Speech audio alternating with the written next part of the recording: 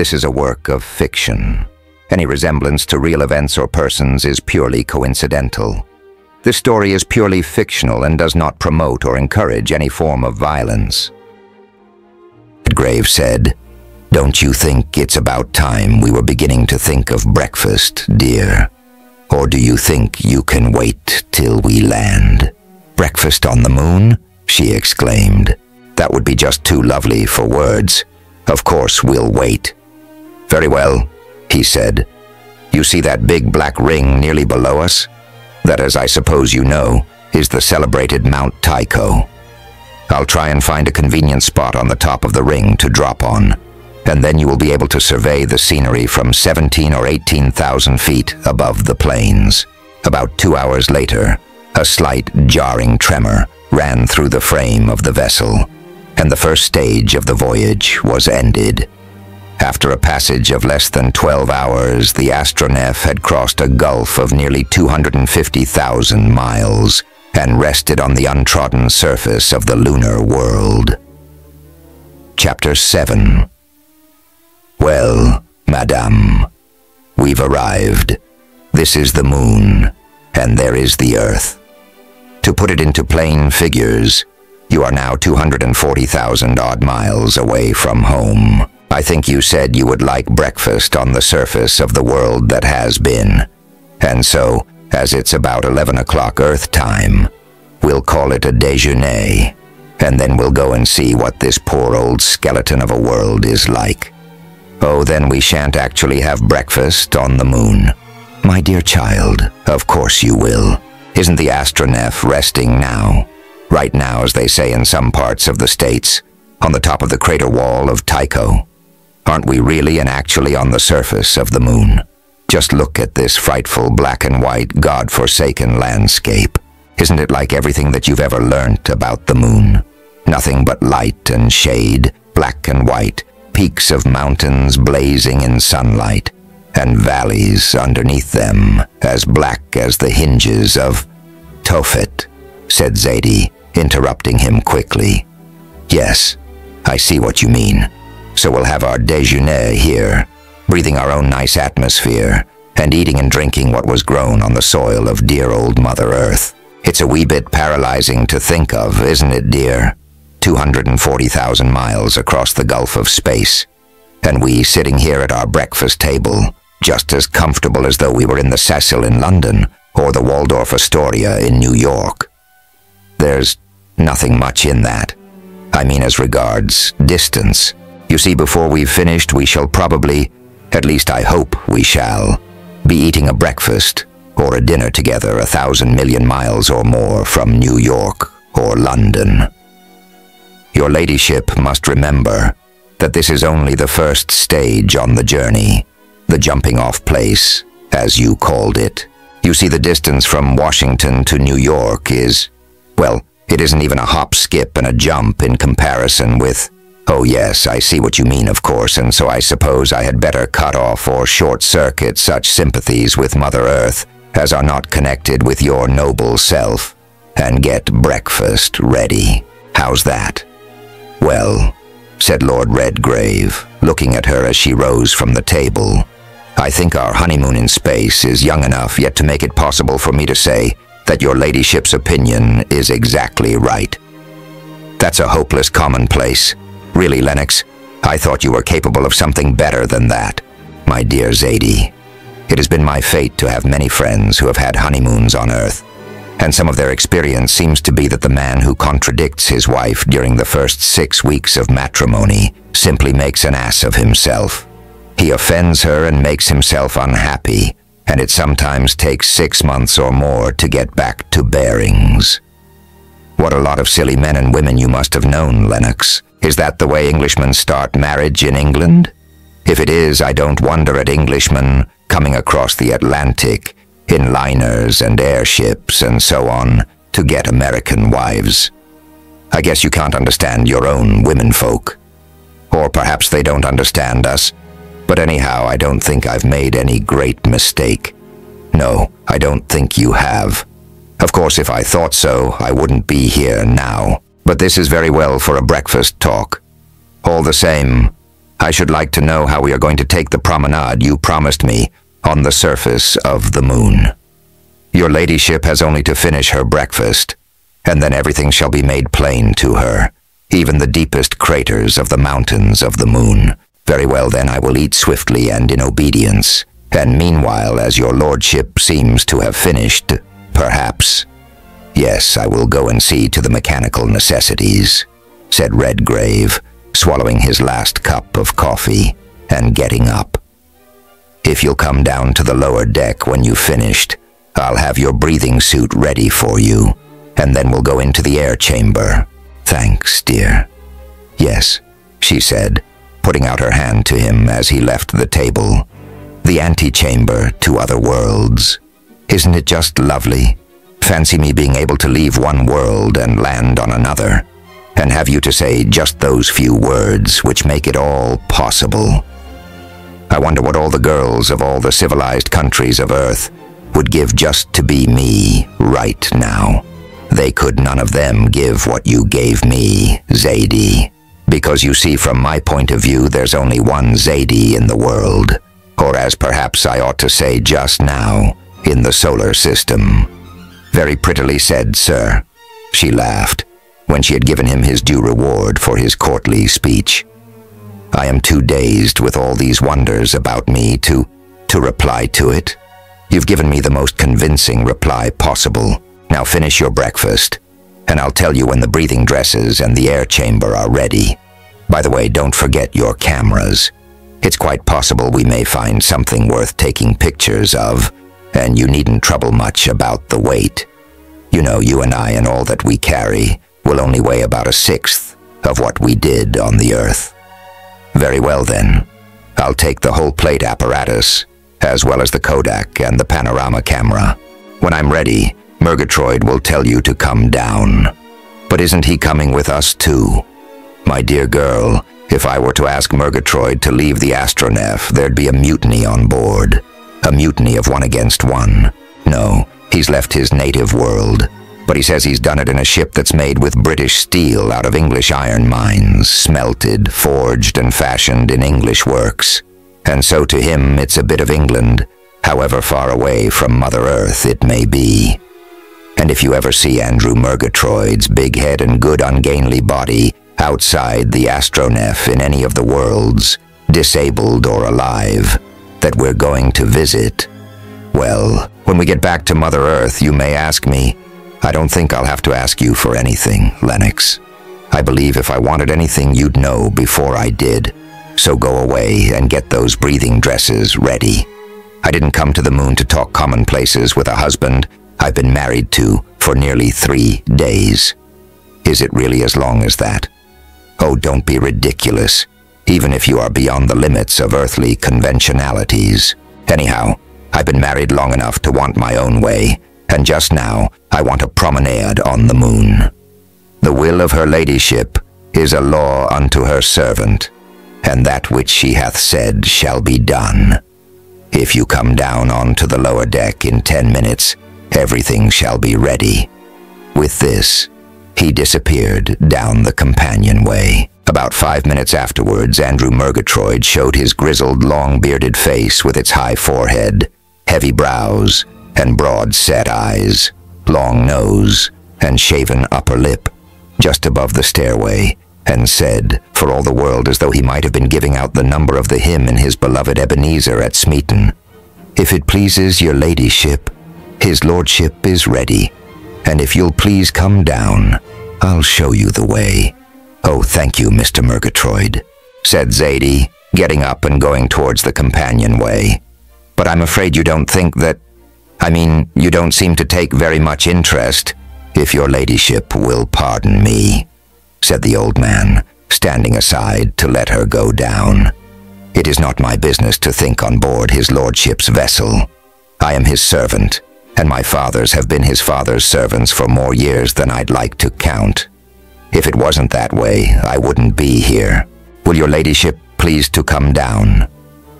Zadie bowed her beautiful head in recognition of this ages-old devotion, and said as she passed him, more sweetly than he had ever heard human lips speak, Thank you, Mr. Murgatroyd.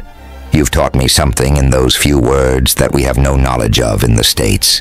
Good service is as honorable as good mastership. Thank you. Murgatroyd put up his lower lip and half smiled with his upper, for he was not yet quite sure of this radiant beauty, who, according to his ideas, should have been English and wasn't. Then, with a rather clumsy and yet eloquent gesture, he showed her the way down to the air chamber. She nodded to him with a smile as she passed in through the airtight door, and when she heard the levers swing to and the bolts shoot into their places, she felt as though, for the time being, she had said goodbye to a friend. Her husband was waiting for her, almost fully clad in his breathing dress. He had hers all ready to put on, and when the necessary changes and investments had been made, Zadie found herself clad in a costume which was not by any means unlike the diving dresses of common use, save that they were very much lighter in construction. The helmets were smaller, and not having to withstand outside pressure, they were made of welded aluminum, lined thickly with asbestos, not to keep the cold out, but the heat in. On the back of the dress there was a square case looking like a knapsack, containing the expanding apparatus, which would furnish breathable air for an almost unlimited time, as long as the liquefied air from a cylinder hung below it, passed through the cells in which the breathed air had been deprived of its carbonic acid gas and other noxious ingredients. The pressure of air inside the helmet automatically regulated the supply, which was not permitted to circulate through the other portions of the dress. The reasons for this precaution were very simple. Granted the absence of atmosphere on the moon, any air in the dress, which was woven of a cunning compound of silk and asbestos, would instantly expand with irresistible force, burst the covering, and expose the limbs of the explorers to a cold which would be infinitely more destructive than the hottest of earthly fires. It would wither them to nothing in a moment. A human hand or foot, we won't say anything about faces, exposed to the summer or winter temperature of the moon, that is to say, to its sunlight and its darkness, would be shriveled into dry bone in a moment, and therefore Lord Redgrave, foreseeing this, had provided the breathing dresses. Lastly, the two helmets were connected, for purposes of conversation, by a light wire, the two ends of which were connected with a little telephonic receiver and transmitter inside each of the headdresses. "Well, now I think we're ready," said Redgrave, putting his hand on the lever which opened the outer door. His voice sounded a little queer and squeaky over the wire, and for the matter of that, so did Zadie's as she replied, "Yes, I'm ready, I think. I hope these things will work all right. You may be quite sure that I shouldn't have put you into one of them if I hadn't tested them pretty thoroughly," he replied, swinging the door open and throwing out a light folding iron ladder which was hinged to the floor. They were in the shade cast by the hull of the Astronef. For about 10 yards in front of her, Zadie saw a dense black shadow, and beyond it a stretch of gray-white sand, lit up by a glare of sunlight which would have been intolerable if it had not been for the smoke-colored slips of glass which had been fitted behind the glass visors of the helmets. Over it were thickly scattered boulders and pieces of rock, bleached and desiccated, and each throwing a black shadow, fantastically shaped and yet clearly defined on the gray-white sand behind it.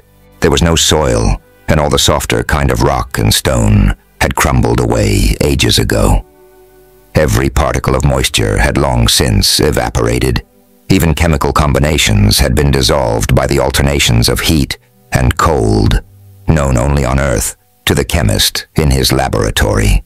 Only the hardest rocks, such as granites and basalts, remained. Everything else had been reduced to the universal gray-white impalpable powder into which Zadie's shoes sank when she, holding her husband's hand, went down the ladder and stood at the foot of it, first of the earth dwellers to set foot on another world. Redgrave followed her with a little spring from the center of the ladder, which landed him with strange gentleness beside her. He took both her gloved hands and pressed them hard in his. He would have kissed his welcome to the world that had been, if he could. But that, of course, was out of the question, and so he had to be content with telling her that he wanted to. Then, hand in hand, they crossed the little plateau towards the edge of the tremendous gulf, 54 miles across and nearly 20,000 feet deep, which forms the crater of Tycho. In the middle of it rose a conical mountain about 5,000 feet high, the summit of which was just beginning to catch the solar rays. Half of the vast plain was already brilliantly illuminated, but round the central cone was a semicircle of shadow, of impenetrable blackness. Day and night in this same valley, actually side by side, said Zadie. Then she stopped and pointed down into the brightly lit distance and went on hurriedly. Look, Lennox, look at the foot of the mountain there. Doesn't that seem like the ruins of a city? It does, he said, and there's no reason why it shouldn't be. I've always thought that as the air and water disappeared from the upper parts of the moon, the inhabitants, whoever they were, must have been driven down into the deeper parts. Shall we go down and see? But how? She said. He pointed towards the astronef. She nodded her helmeted head, and they went back towards the vessel. A few minutes later, the space navigator had risen from her resting place with an impetus which rapidly carried her over half of the vast crater. And then she began to drop slowly into the depths. She grounded gently, and presently they were standing on the ground about a mile from the central cone. This time, however, Redgrave had taken the precaution to bring a magazine rifle and a couple of revolvers with him, in case any strange monsters, relics of the vanished fauna of the moon, might still be taking refuge in these mysterious depths.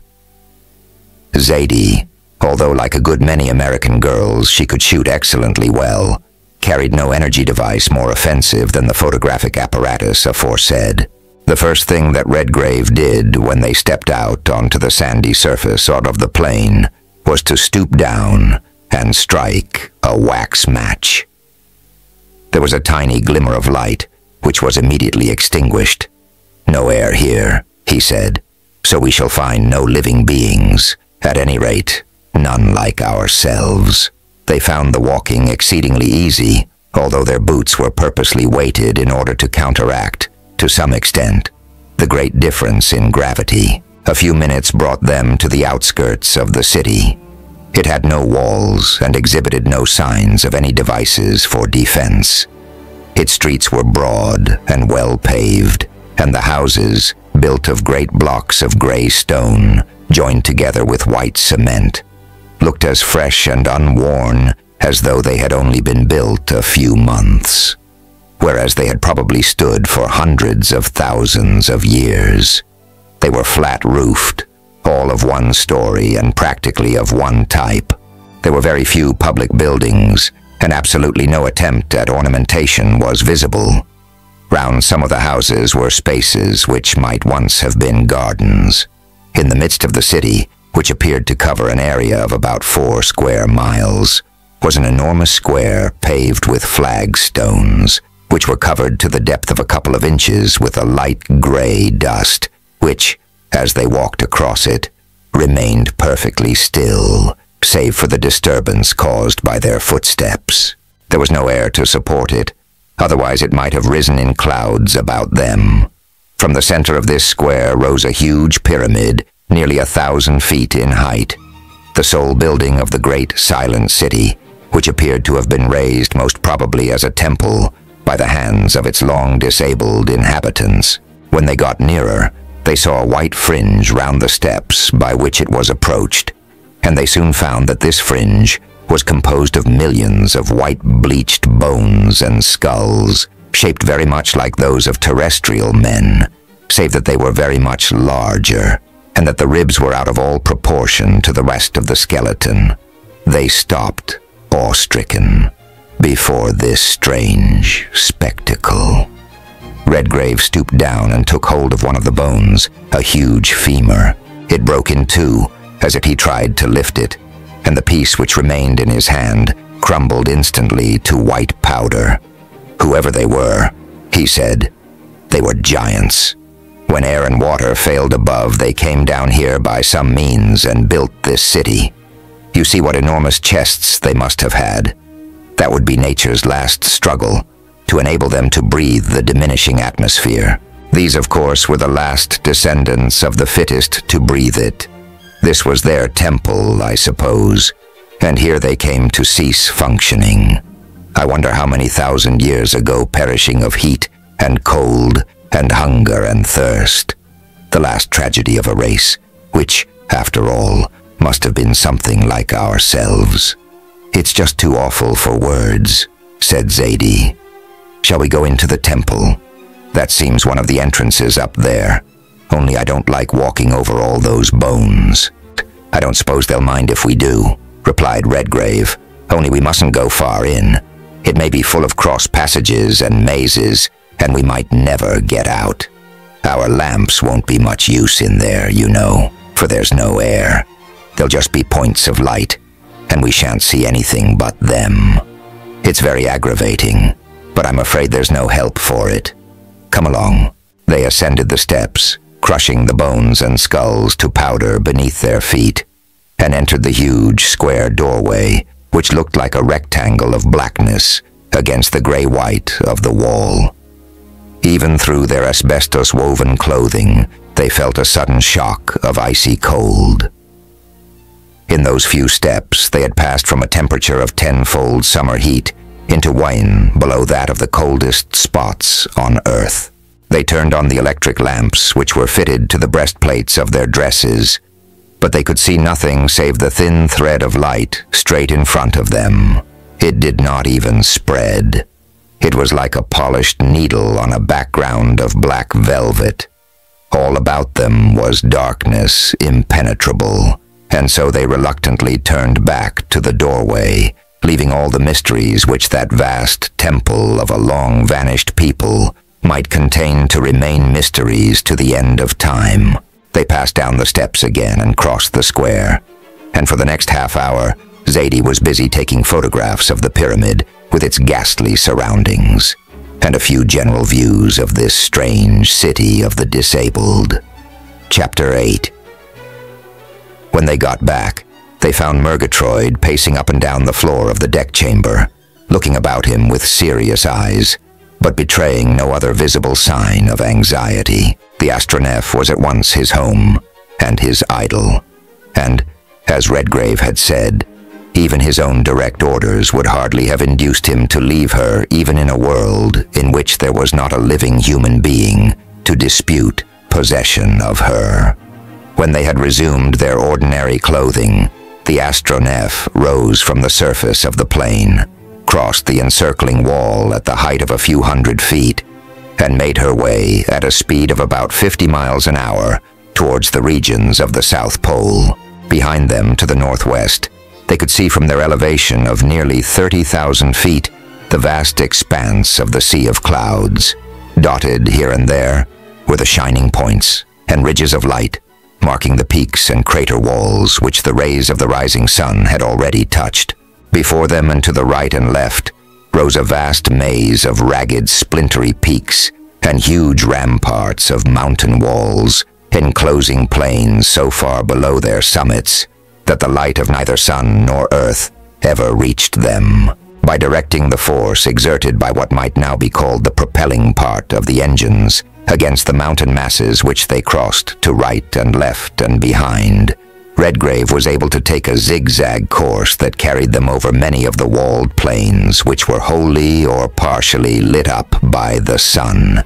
And in nearly all of the deepest, their telescope revealed something like what they had found within the crater of Tycho, at length pointing to a gigantic circle of white light fringing an abyss of utter darkness. He said, "There is, Newton, the greatest mystery of the moon, the Those inner walls are 24,000 feet high. That means that the bottom, which has never been seen by human eyes, is about 5,000 feet below the surface of the moon. What do you say, dear? Shall we go down and see if the searchlight will show us anything? You know there may be something like breathable air down there, and perhaps living creatures who can breathe it.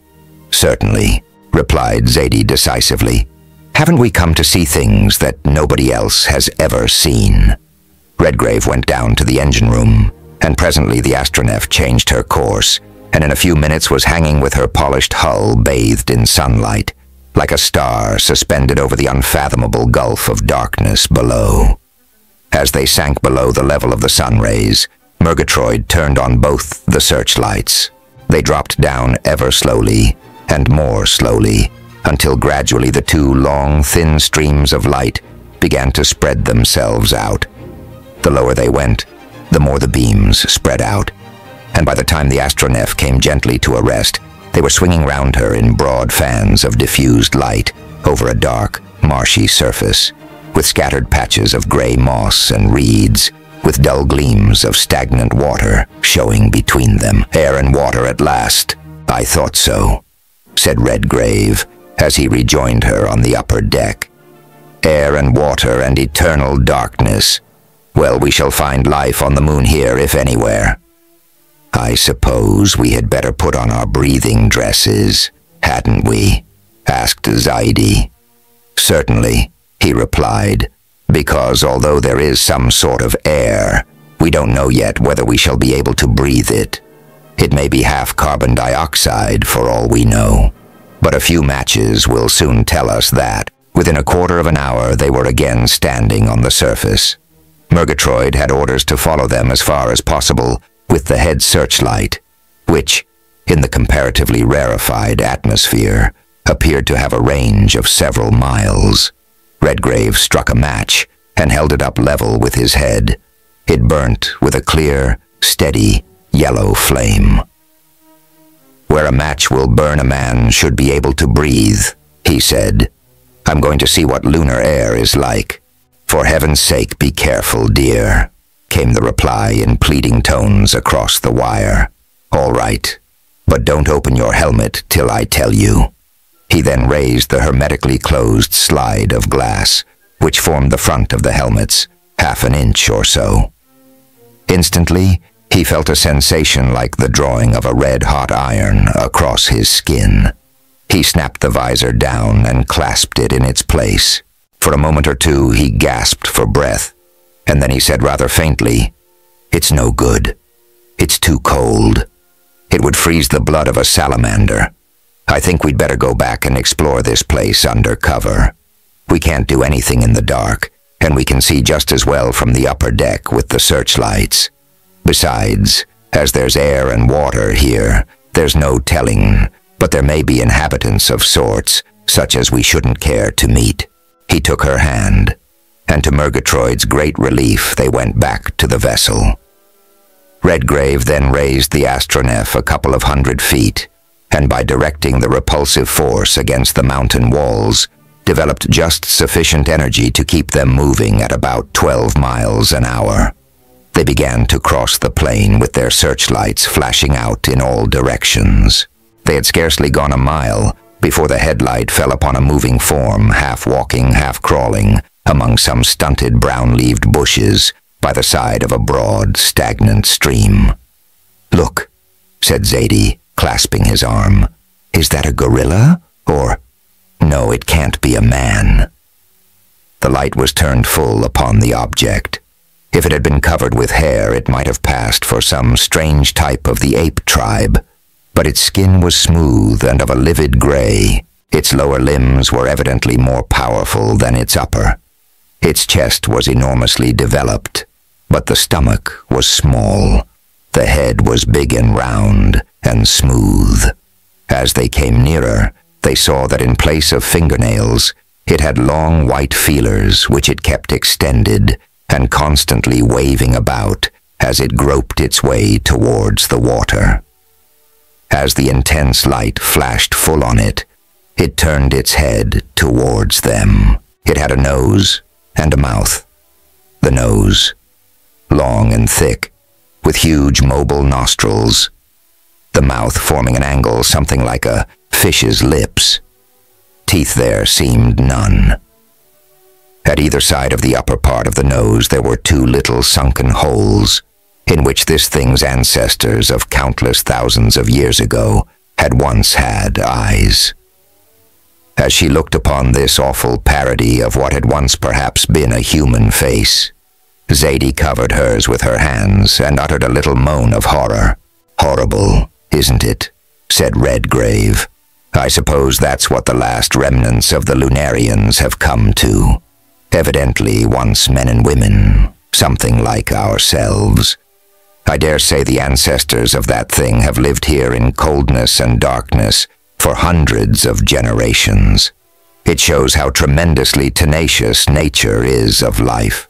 Ages ago, no doubt, that hostile entities' ancestors lived up yonder when there were seas and rivers, fields and forests, just as we have them on Earth, among men and women who could see and breathe and enjoy everything in life, and had built up civilizations like ours.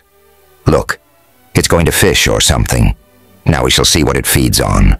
I wonder why the water isn't frozen. I suppose there must be some internal heat left still. A few patches with lakes of lava under them.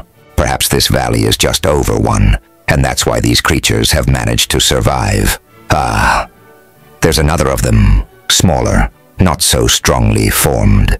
That thing's mate, I suppose, female of the species. Ugh, I wonder how many hundred of thousands of years it will take for our descendants to come to that. I hope our dear old Earth will hit something else and be smashed to atoms before that happens," exclaimed Zadie, whose curiosity had now partly overcome her horror. "Look, it's trying to catch something." The larger of the two creatures had groped its way to the edge of the sluggish, oily water and dropped, or rather rolled, quietly into it. It was evidently cold-blooded, or nearly so, for no warm-blooded animal would have taken to such water so naturally. Presently the other dropped in, too, and both disappeared for some moments. Then, in the midst of a violent commotion in the water a few yards away, they rose to the surface of the water, the larger with a wriggling, eel-like fish between its jaws. They both groped their way towards the edge, and had just reached it and were pulling themselves out when a hideous shape rose out of the water behind them. It was like the head of an octopus, joined to the body of a boa constrictor, but head and neck were both of the same ghastly, livid gray as the other two creatures. It was evidently blind, too, for it took no notice of the brilliant glare of the searchlight, but it moved rapidly towards the two scrambling forms, its long white feelers trembling out in all directions. Then one of them touched the smaller of the two shapes. Instantly the rest fired out and closed round it, and with scarcely a struggle, it was dragged beneath the water and vanished. A hideous shape rose out of the water behind them. Zadie uttered a little low scream and covered her face again, and Redgrave said, "The same old brutal law, you see. Life preying upon life even on a dying world, a world that is more than half disabled itself. Well, I think we've seen enough of this place. I suppose those are about the only types of life we should meet anywhere, and I don't want to know much more about them. I vote we go and see what the invisible hemisphere is like. I have had all I want of this side," said Zadie, looking away from the scene of the hideous tragedy.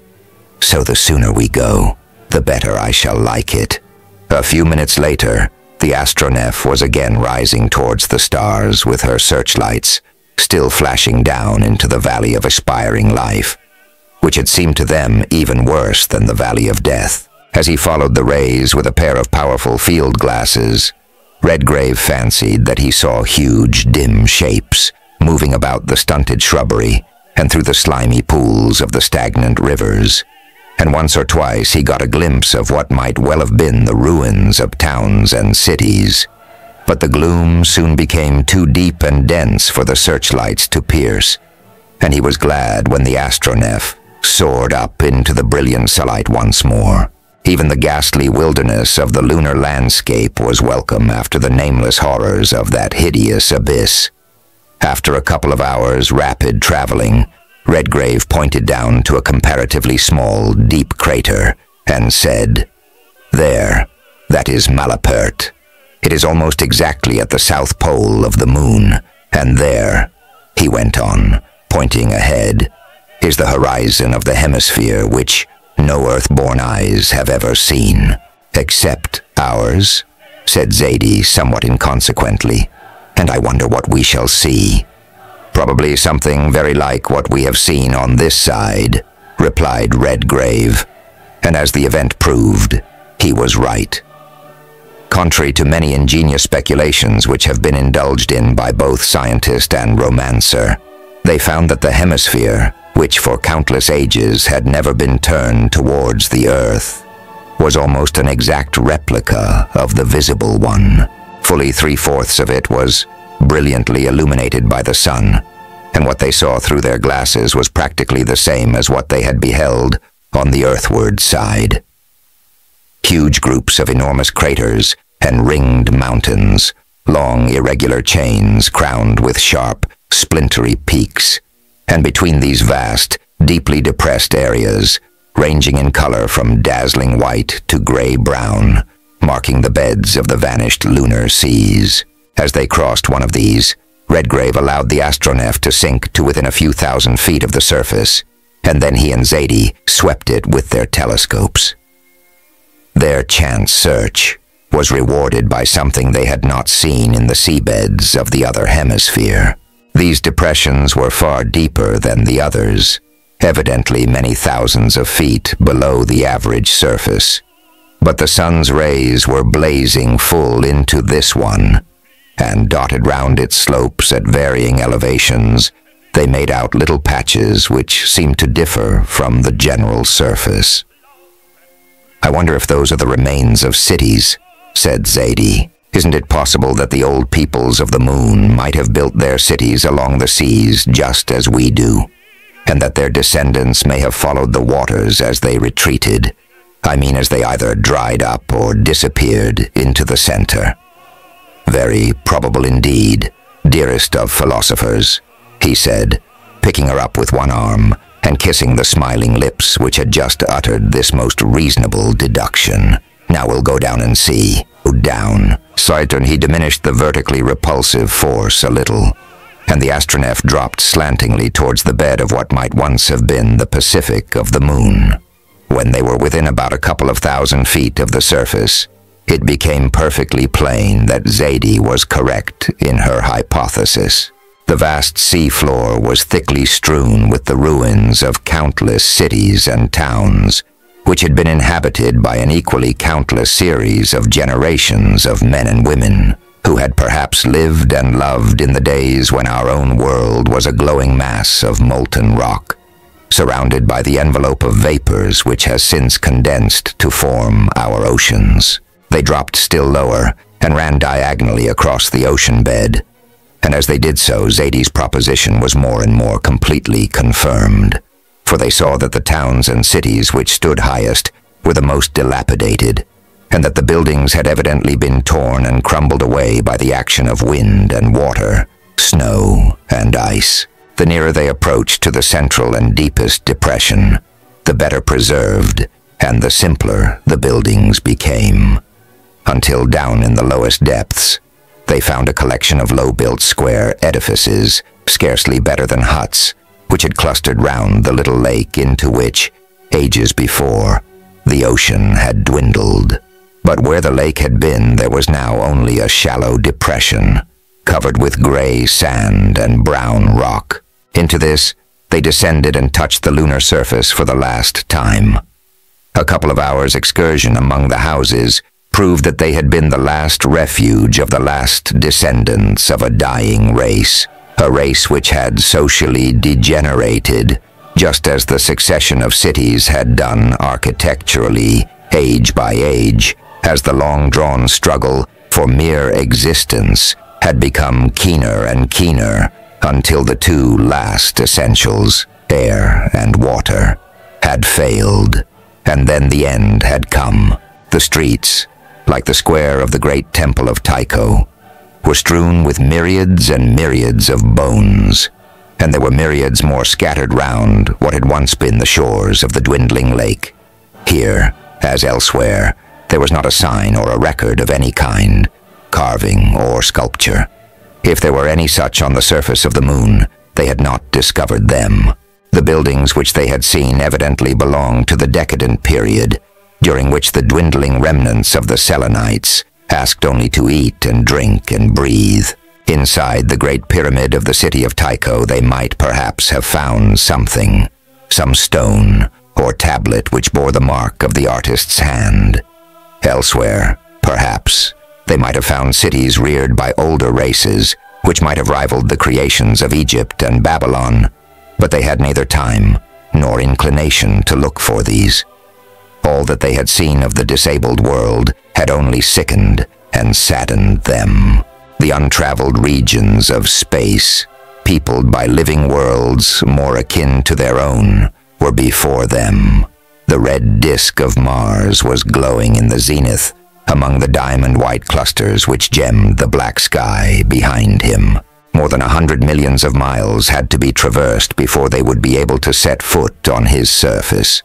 And so, after one last look round the Valley of Death about them, Redgrave turned on the full energy of the repulsive force in a vertical direction, and the astronef leapt upward in a straight line for her new destination. The unknown hemisphere spread out in a vast plain beneath them. The blazing sun rose on their left, and the brilliant silver orb of the earth on their right. And so, full of wonder and yet without regret, they bade farewell to the world that had been. Chapter 9.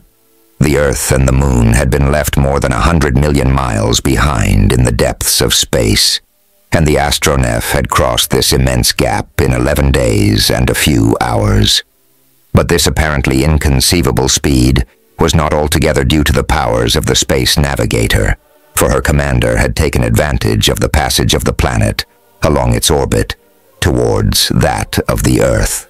Hence, while the astronef was approaching Mars with ever-increasing speed, Mars was traveling towards the astronef at the rate of 16 miles a second. The great silver disk of the Earth had diminished until it looked only a little larger than Venus appears to human eyes.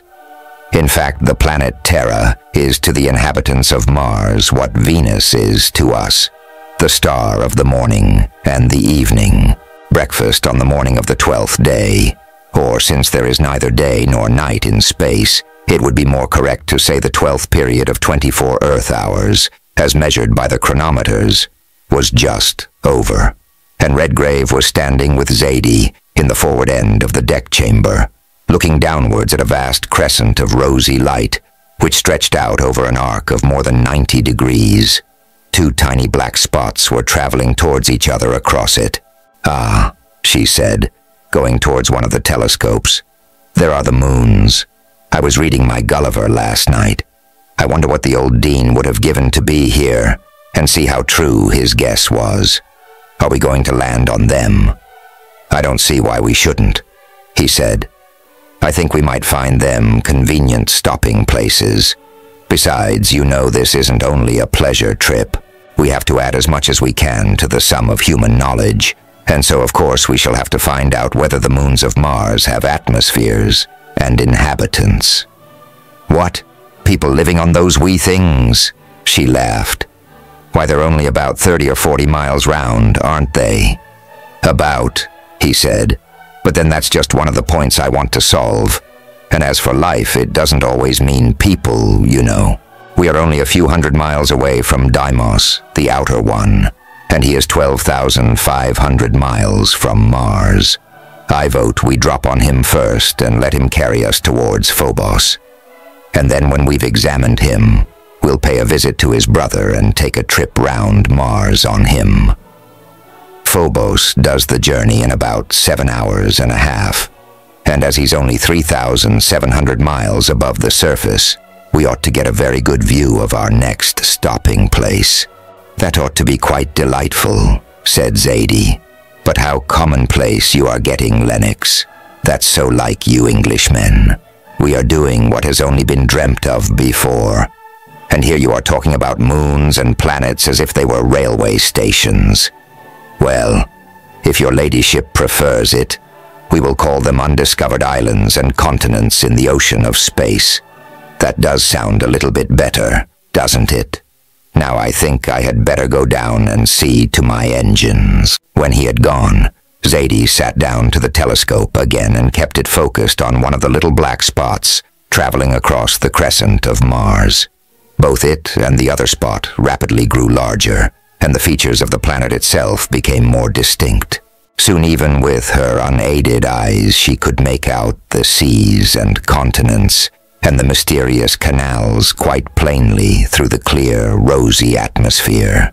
And, with the aid of the telescope, she could even see the glimmering twilight which the inner moon threw upon the unlighted portion of the planet's disk. Deimos grew bigger and bigger, and in about half an hour the astronef grounded gently on what looked to Zadie like a dimly lighted circular plain, but which, when her eyes became accustomed to the light, was more like the summit of a conical mountain.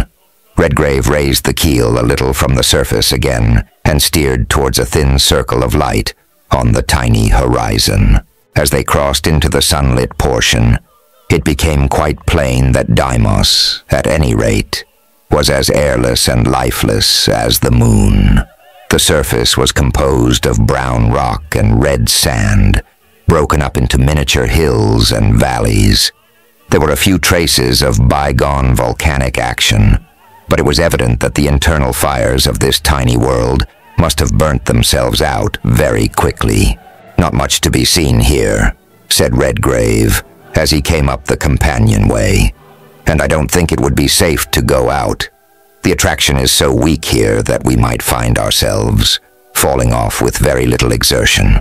Still, you may as well take a couple of photographs of the surface, and then we'll be off to Phobos."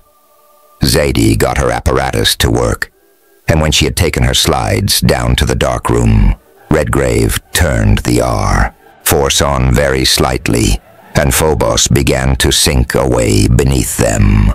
The attraction of Mars now began to make itself strongly felt, and the astronef dropped rapidly through the 8,000 miles which separate the inner and outer satellites. As they approached Phobos, they saw that half the little disk was brilliantly lighted by the same rays of the sun, which were glowing on the rapidly increasing crescent of Mars beneath them. By careful manipulation of his engines, Redgrave managed to meet the approaching satellite with a hardly perceptible shock about the center of its lighted portion. That is to say, the side turned towards the planet. Mars now appeared as a gigantic rosy moon, filling the whole vault of the heavens above them. Their telescopes brought the 3,750 miles down to about 10. The rapid motion of the tiny satellite afforded them a spectacle which might be compared to the rising of a moon, glowing with rosy light, and hundreds of times larger than the Earth.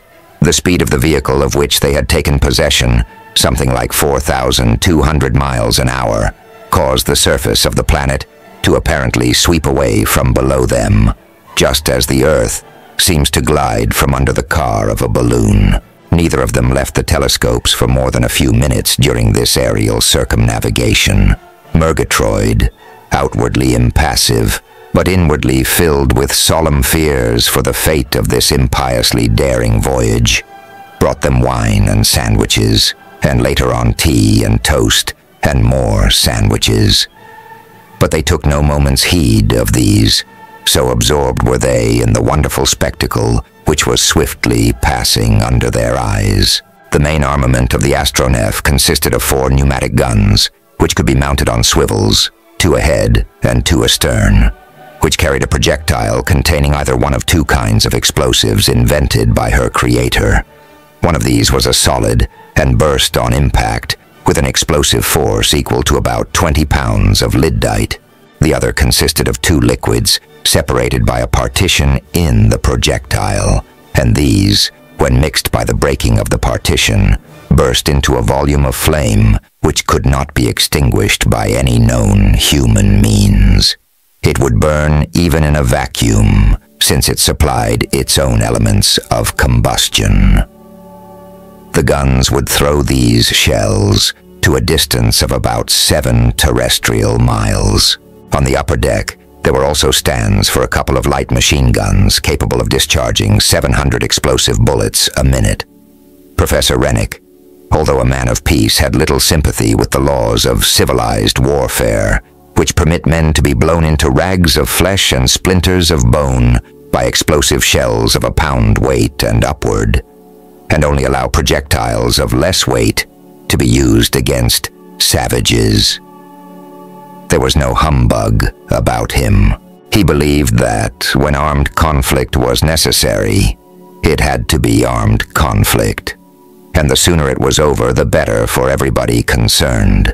The small arms consisted of a couple of heavy 10-bore elephant guns carrying 3-ounce melinite shells, a dozen rifles and fowling pieces of different makes, of which 3, a single and a double-barreled rifle, and a double-barreled fired launch device, belonged to her ladyship, as well as a dainty brace of revolvers, one of half a dozen braces of various calibers, which completed the minor armament of the astronef.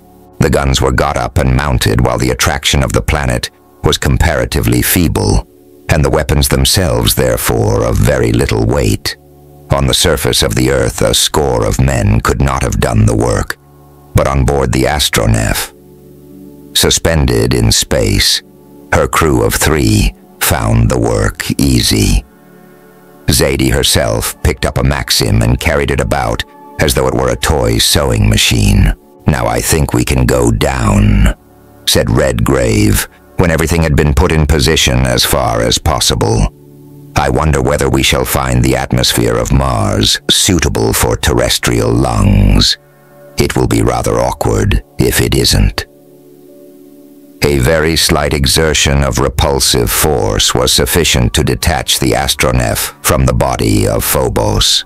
She dropped rapidly towards the surface of the planet, and within 3 hours they saw the sunlight, for the first time since they had left the Earth, shining through an unmistakable atmosphere, an atmosphere of a pale, rosy hue instead of the azure of the earthly skies. An angular observation showed that they were within 50 miles of the surface of the undiscovered world. "Well, we shall find air here of some sort, there's no doubt. We'll drop a bit further and then Andrew shall start the propellers.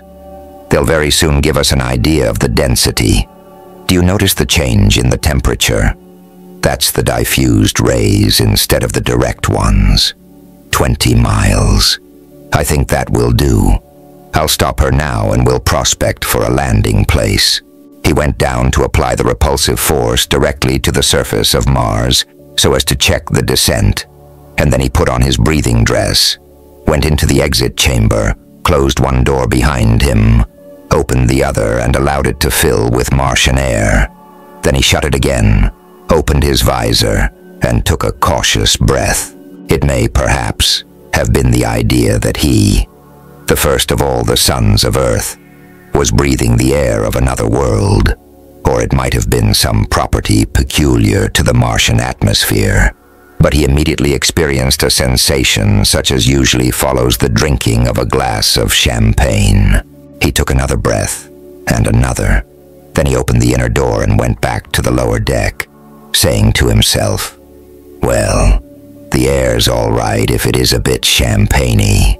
Rich in oxygen, I suppose, with perhaps a trace of nitrous oxide in it. Still, it's certainly breathable, and that's the principal thing. It's all right, dear," he said, as he reached the upper deck, where Zadie was walking about, round the sides of the glass dome, gazing with all her eyes at the strange scene of mingled cloud and sea and land, which spread for an immense distance on all sides of them. "I have breathed the air of Mars, and even at this height it is distinctly wholesome, though of course it's rather thin, and I had it mixed with some of our own atmosphere. Still, I think it will agree all right with us lower down. "Well then," said Zadie, "suppose we get below those clouds and see what there really is to be seen. As there's a fairly big problem to be solved shortly, I'll see to the descent myself," he replied, going towards the stairway. In a couple of minutes, she saw the cloud belt below them rising rapidly. When Redgrave returned, the astronef was plunging into a sea of rosy mist. "The clouds of Mars," she exclaimed. "Fancy a world with pink clouds. I wonder what there is on the other side." The next moment they saw, just below them at a distance of about 5 Earth miles, lay an irregularly triangular island, a detached portion of the continent of Huygens, almost equally divided by the Martian equator, and lying with another almost similarly shaped island between the 40th and the 50th meridians of west longitude. The two islands were divided by a broad, straight stretch of water about the width of the English Channel between Folkestone and Boulogne. Instead of the bright blue-green of terrestrial seas, this connecting link between the great northern and southern Martian oceans had an orange tinge. The land immediately beneath them was of a gently undulating character, something like the downs of southeastern England. No mountains were visible in any direction. The lower portions, particularly along the borders of the canals and the sea, were thickly dotted with towns and cities, apparently of enormous extent. To the north of the island continent, there was a peninsula which was covered with a vast collection of buildings, which, with the broad streets and spacious squares which divided them, must have covered an area of something like 200 square miles. "There's the London of Mars," said Redgrave, pointing down towards it, "where the London of Earth will be in a few thousand years, close to the equator. And you see, all those other towns and cities are crowded round the canals. I dare say when we go across the northern and southern temperate zones, we shall find them in about the state that Siberia or Antarctica are in." "I dare say we shall," replied Zadie. "Martian civilization is crowding towards the equator, though I should call that place down there the greater New York of Mars, and see, there's Brooklyn just across the canal. I wonder what they're thinking about us down there." Phobos revolves from west to east, almost along the plane of its primary's equator. To left and right, they saw the huge ice caps of the south and north poles gleaming through the red atmosphere with a pale sunset glimmer. Then came the great stretches of sea, often obscured by vast banks of clouds, which, as the sunlight fell upon them, looked strangely like earth clouds at sunset.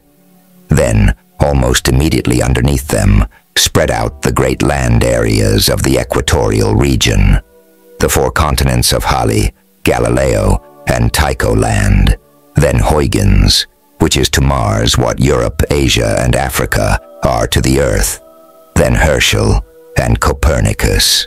Nearly all of these land masses were split up into semi-regular divisions by the famous canals which have so long puzzled terrestrial observers.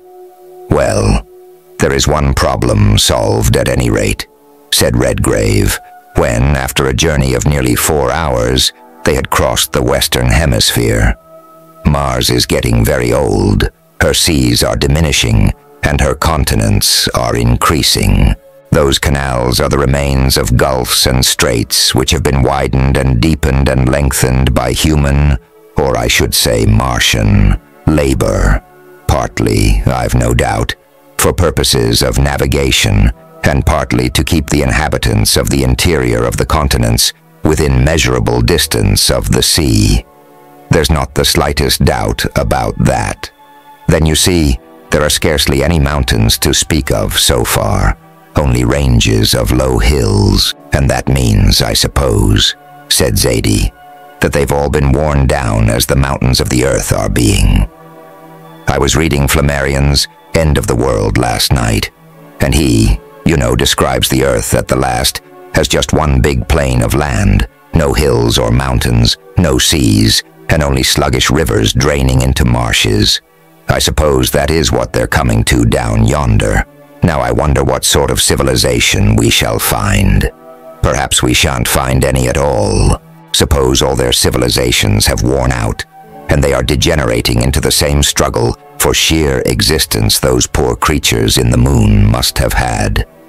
Or suppose, said Redgrave rather seriously, we find that they have passed the zenith of civilization and are dropping back into savagery, but still have the use of weapons and means of disabling impact which we, perhaps, have no notion of and are inclined to use them. We'd better be careful, dear. What do you mean, Lennox? She said. They wouldn't try to do us any harm, would they? Why should they? I don't say they would, he replied. But still, you never know.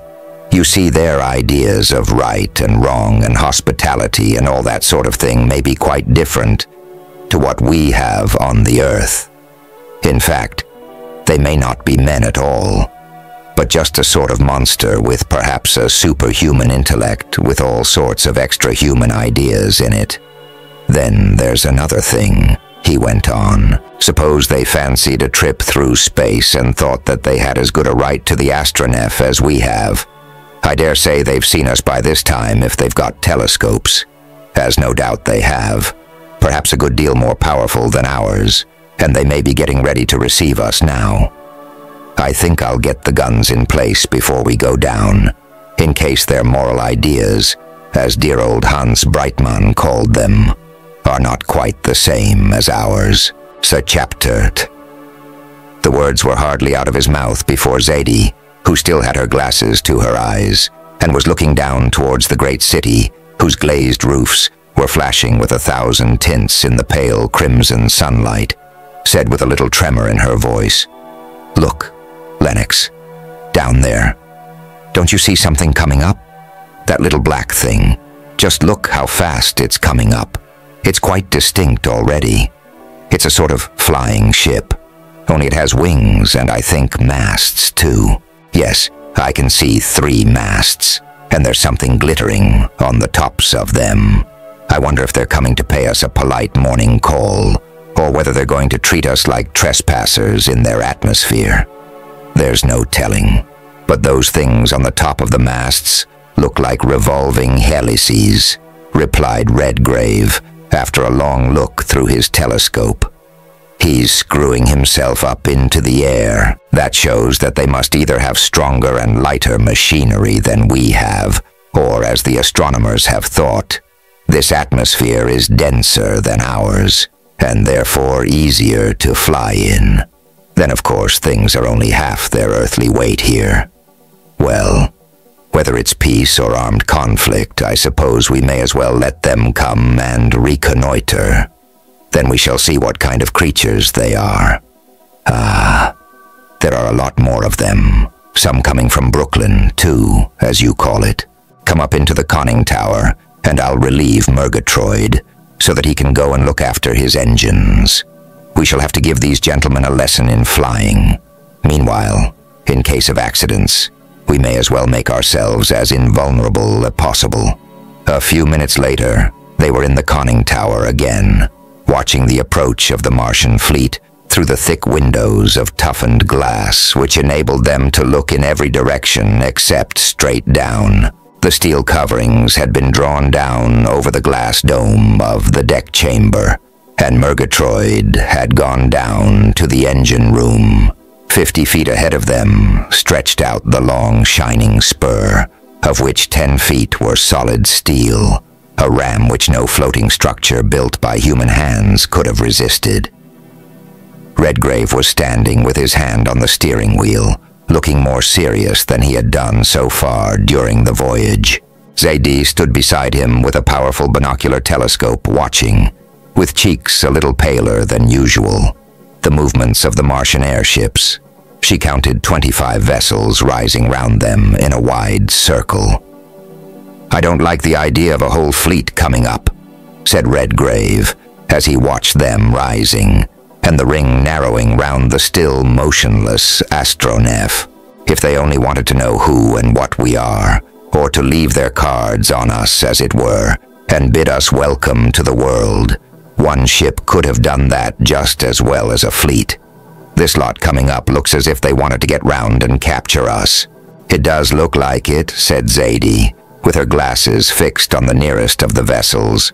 "And now I can see they've guns too, something like ours, and perhaps, as you said just now, they may have explosives that we don't know anything about.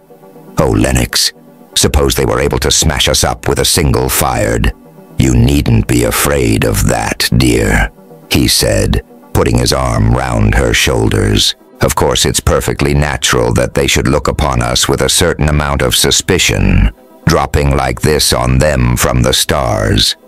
Can you see anything like men on board them yet?" "No, they're all closed in just as we are," she replied. "But they've got conning towers like this, and something like windows along the sides. That's where the guns are, and the guns are moving. They're pointing them at us. Lennox, I'm afraid they're going to shoot.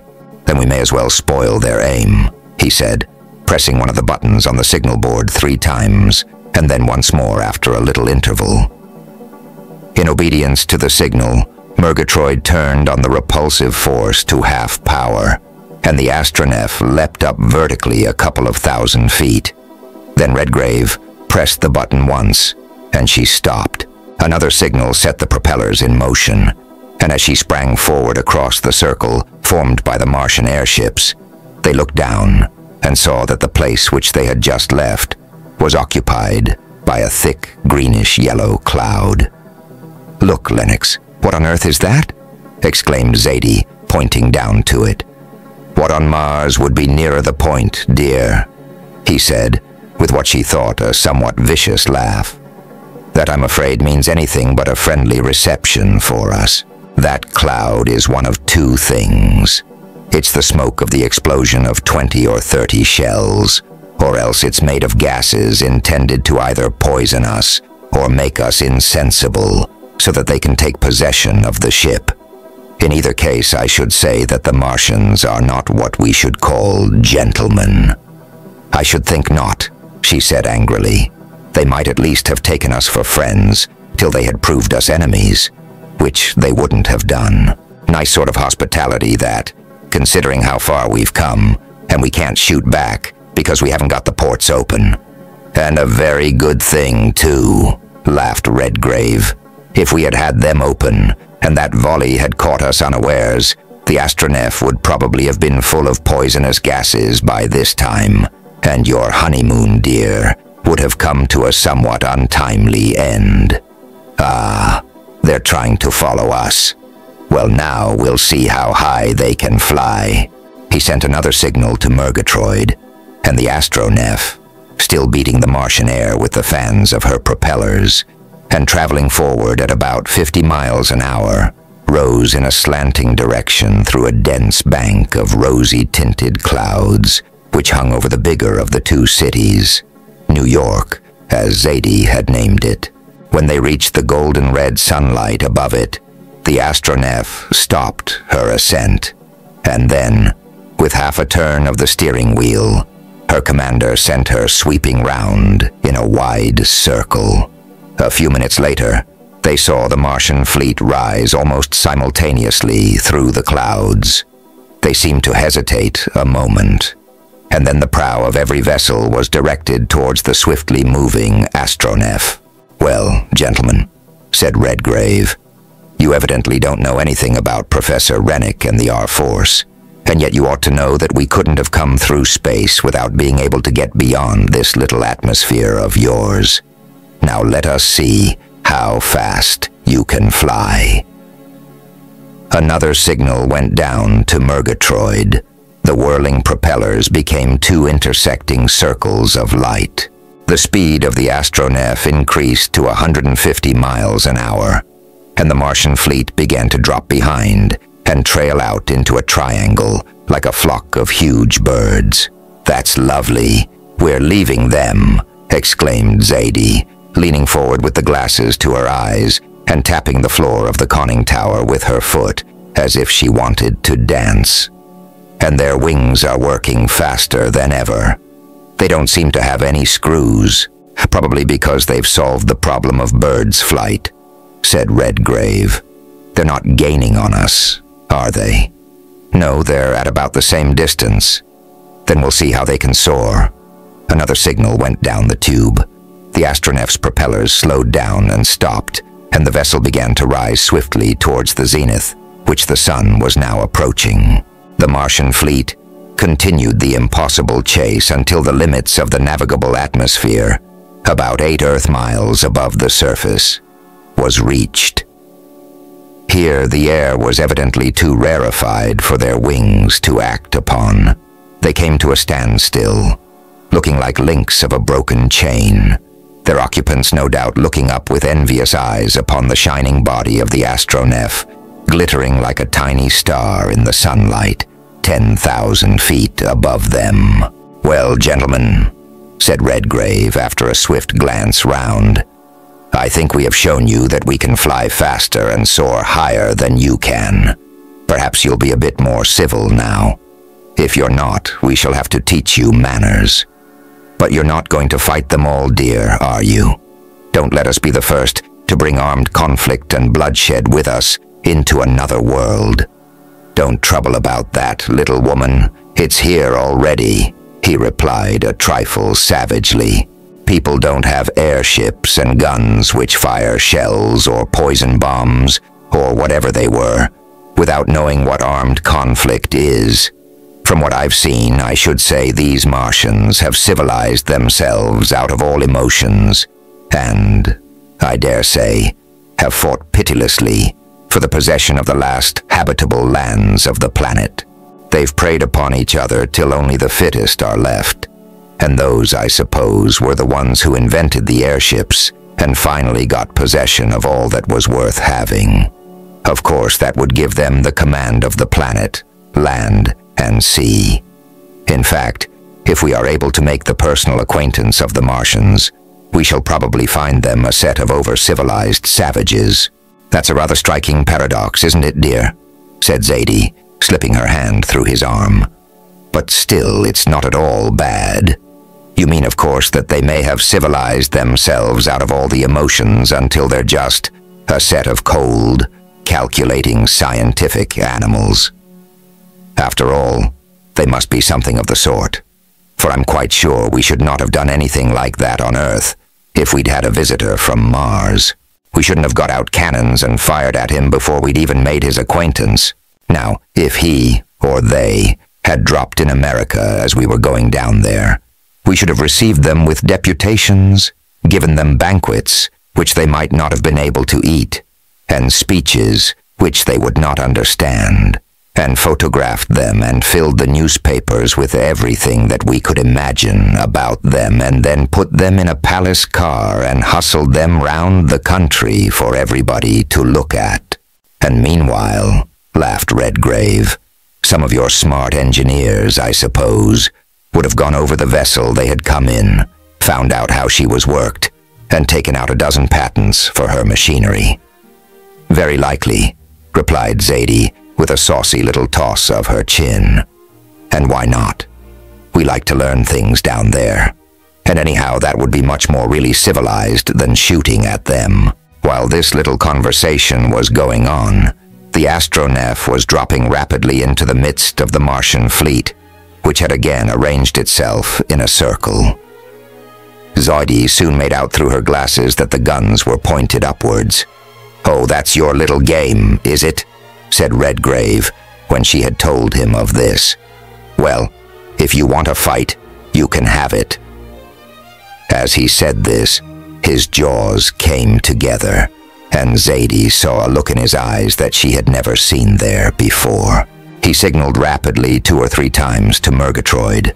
The propellers began to whirl at their utmost speed, and the astronef, making a spiral downward course, swooped down onto the Martian fleet with terrific velocity.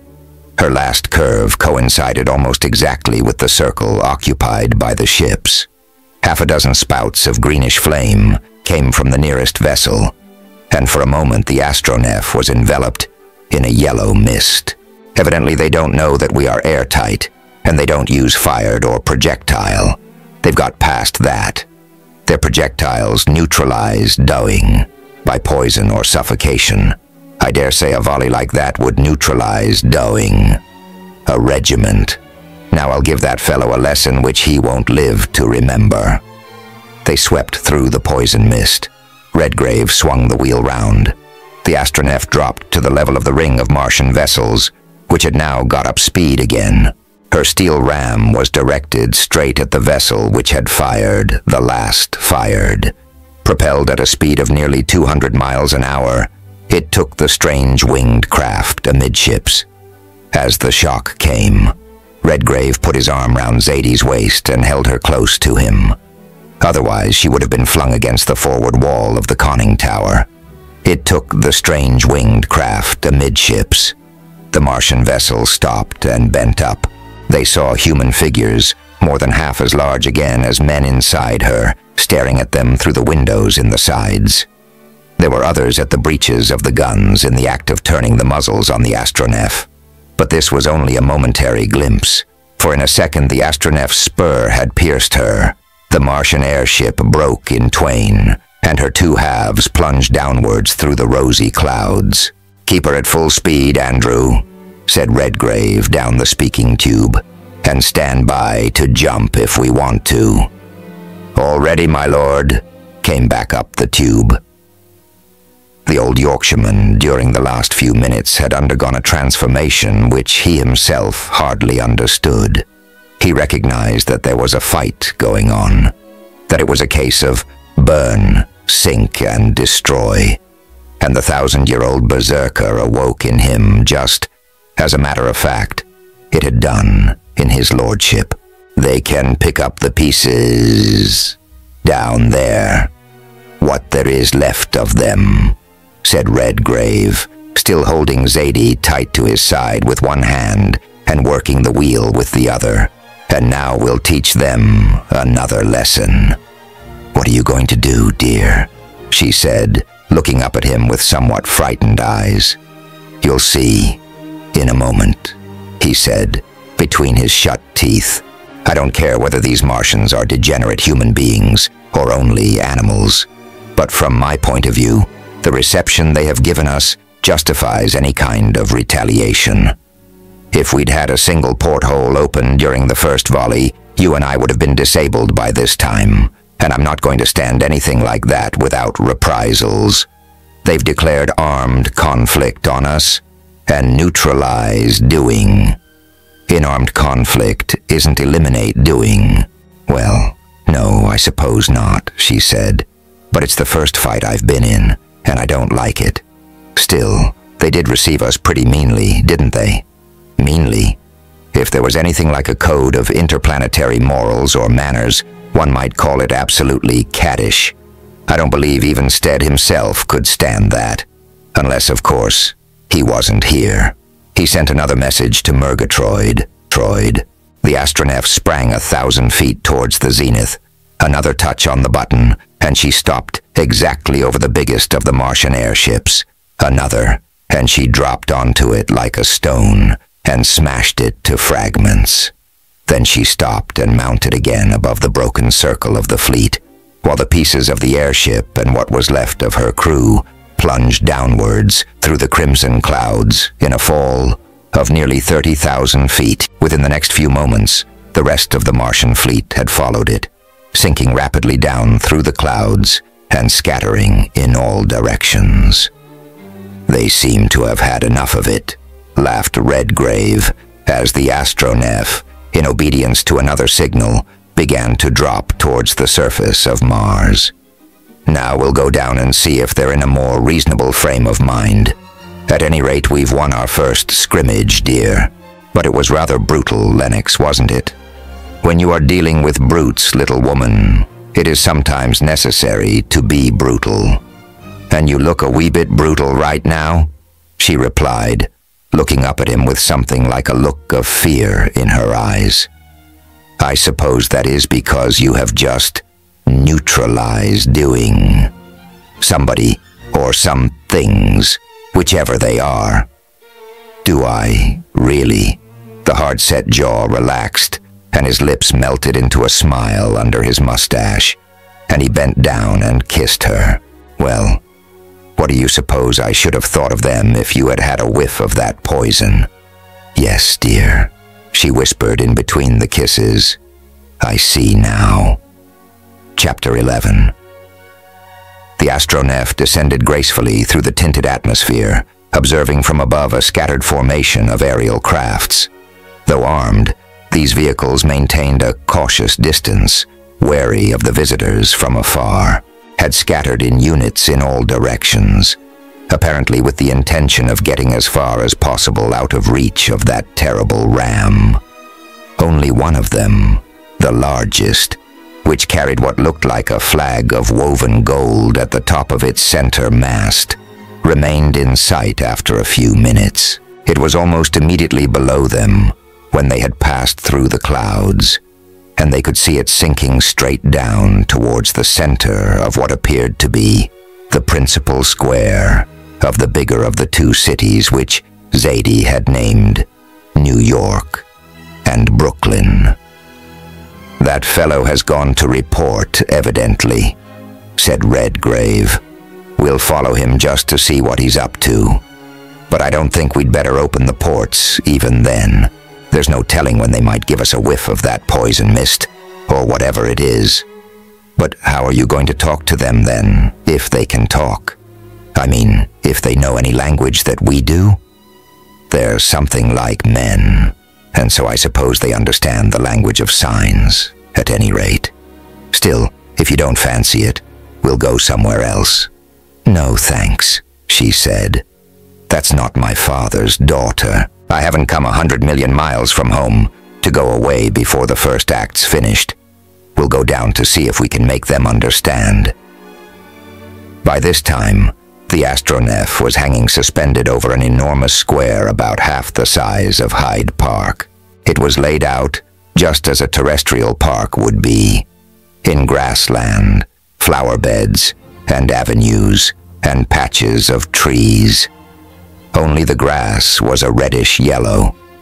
The leaves of the trees were like those of a vetch in autumn, and the flowers were nearly all a deep violet or a bright emerald green. As they descended, they saw that the square, or Central Park, as Zadie at once christened it, was flanked by enormous blocks of buildings, palaces built of a dazzlingly white stone, and topped by domed roofs and lofty cupolas of glass.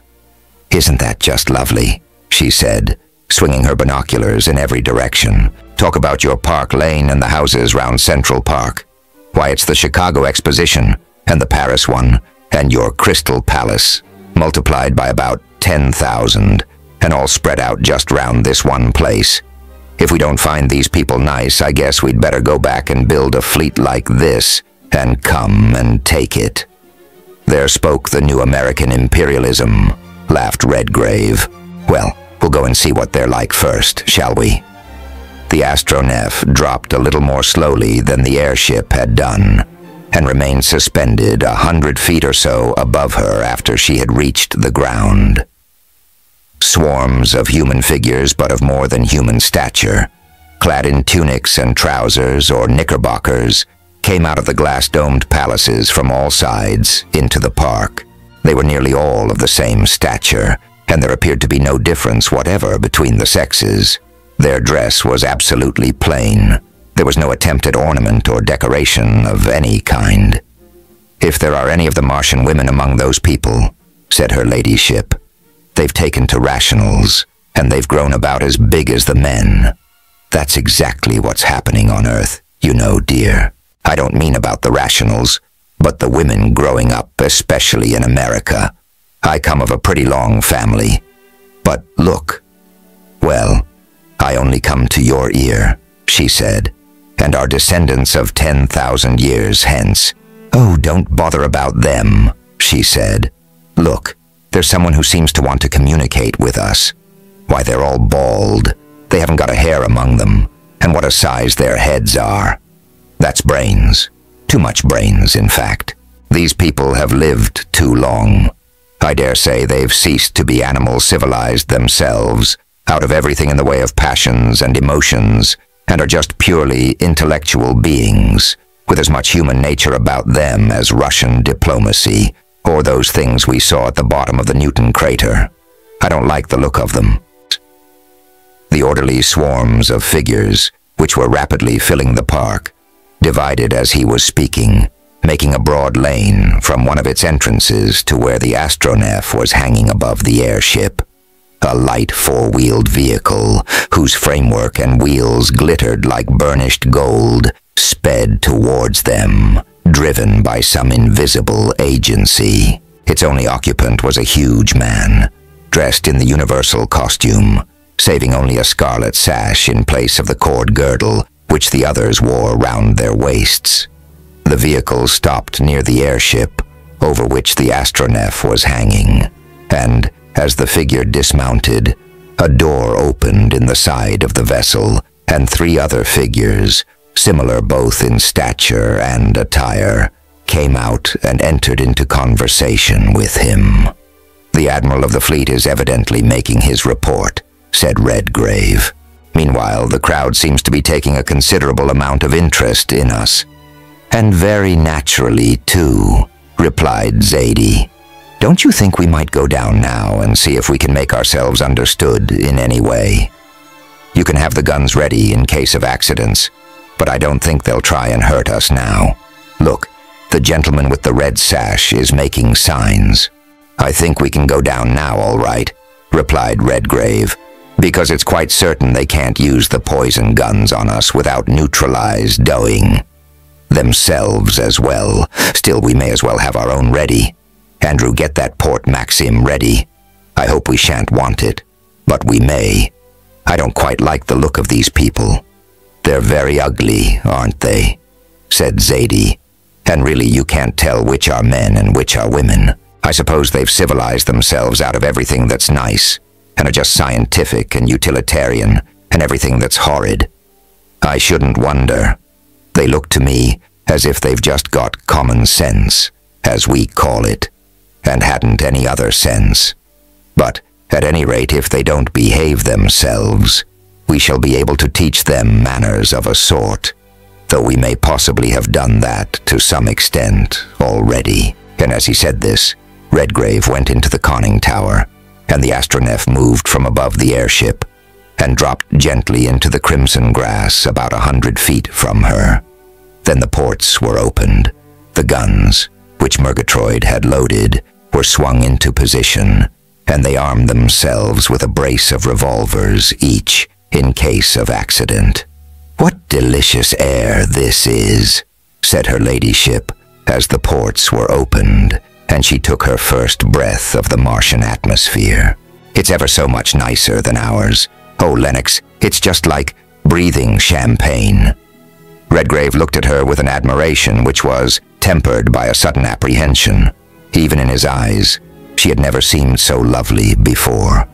Her cheeks were glowing, and her eyes were gleaming with a brightness that was almost feverish, and he was himself sensible of a strange feeling of exultation, both mental and physical, as his lungs filled with the Martian air. "Oxygen," he said shortly, "and too much of it. Or I shouldn't wonder if it was something like nitrous oxide. You know, laughing gas." "Don't," she laughed. "It may be very nice to breathe, but it reminds one of other things which aren't a bit nice. Still, if it is anything of that sort, it might account for these people having lived so fast. I know I feel just now as if I was living at the rate of 36 hours a day, and so I suppose the fewer hours we stop here, the better." "Exactly," said Redgrave, with another glance of apprehension at her. "Now there's His Royal Highness, or whatever he is, coming. How are we going to talk to him? Are you all ready, Andrew?" "Yes, my lord, all ready," replied the old Yorkshireman, dropping his huge, hairy hand on the breech of the Maxim. "Very well, then. Shoot the moment you see them doing anything suspicious, and don't let anyone except His Royal Highness come nearer than 100 yards. As he said this, Redgrave went to the door, from which the gangway steps had been lowered, and, in reply to a singularly expressive gesture from the huge Martian, who seemed to stand nearly 9 feet high, He beckoned to him to come up onto the deck. As he mounted the steps, the crowd closed round the astronef and the Martian airship. But as though in obedience to orders which had already been given, they kept at a respectful distance of a little over 100 yards away from the strange vessel which had wrought such havoc with their fleet. When the Martian reached the deck, Redgrave held out his hand, and the giant recoiled, as a man on Earth might have done if, instead of the open palm, he had seen a clenched hand gripping a knife. "Take care, Lennox," exclaimed Zadie, taking a couple of steps towards him, with her right hand on the butt of one of her revolvers. The movement brought her close to the open door, and in full view of the crowd outside. If a seraph had come on Earth and presented itself thus before a throng of human beings, there might have happened some such miracle as was wrought when the swarm of Martians beheld the strange beauty of this radiant daughter of the Earth. As it seemed to the space voyagers, when they discussed it afterward, ages of purely utilitarian civilization had brought all conditions of Martian life up, or down, to the same level. There was no apparent difference between the males and females in stature. Their faces were all the same, with features of mathematical regularity, pale skin, bloodless cheeks, and an expression, if such it could be called, utterly devoid of emotion. But still these creatures were human, or at least their forefathers had been. Hearts beat in their breasts, blood of a sort still flowed through their veins, and so the magic of this marvelous vision instantly awoke the long-slumbering elementary instincts of a bygone age.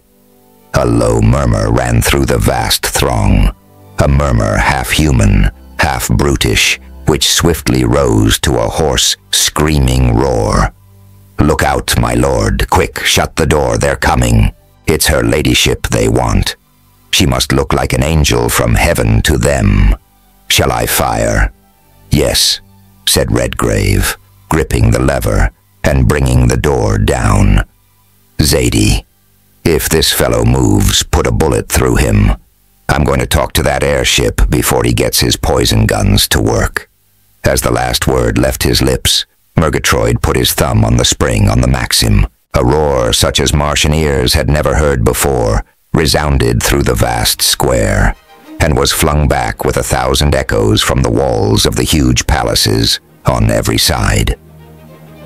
A stream of smoke and flame poured out of the little porthole, and then the onward swarming throng seemed to stop, and the front ranks of it began to sink down silently in long rows. Then through the roaring rattle of the Maxim sounded the deep, sharp bang of Redgrave's launch device, as he sent 10 pounds weight of Rennikite, as he had christened it, into the Martian airship.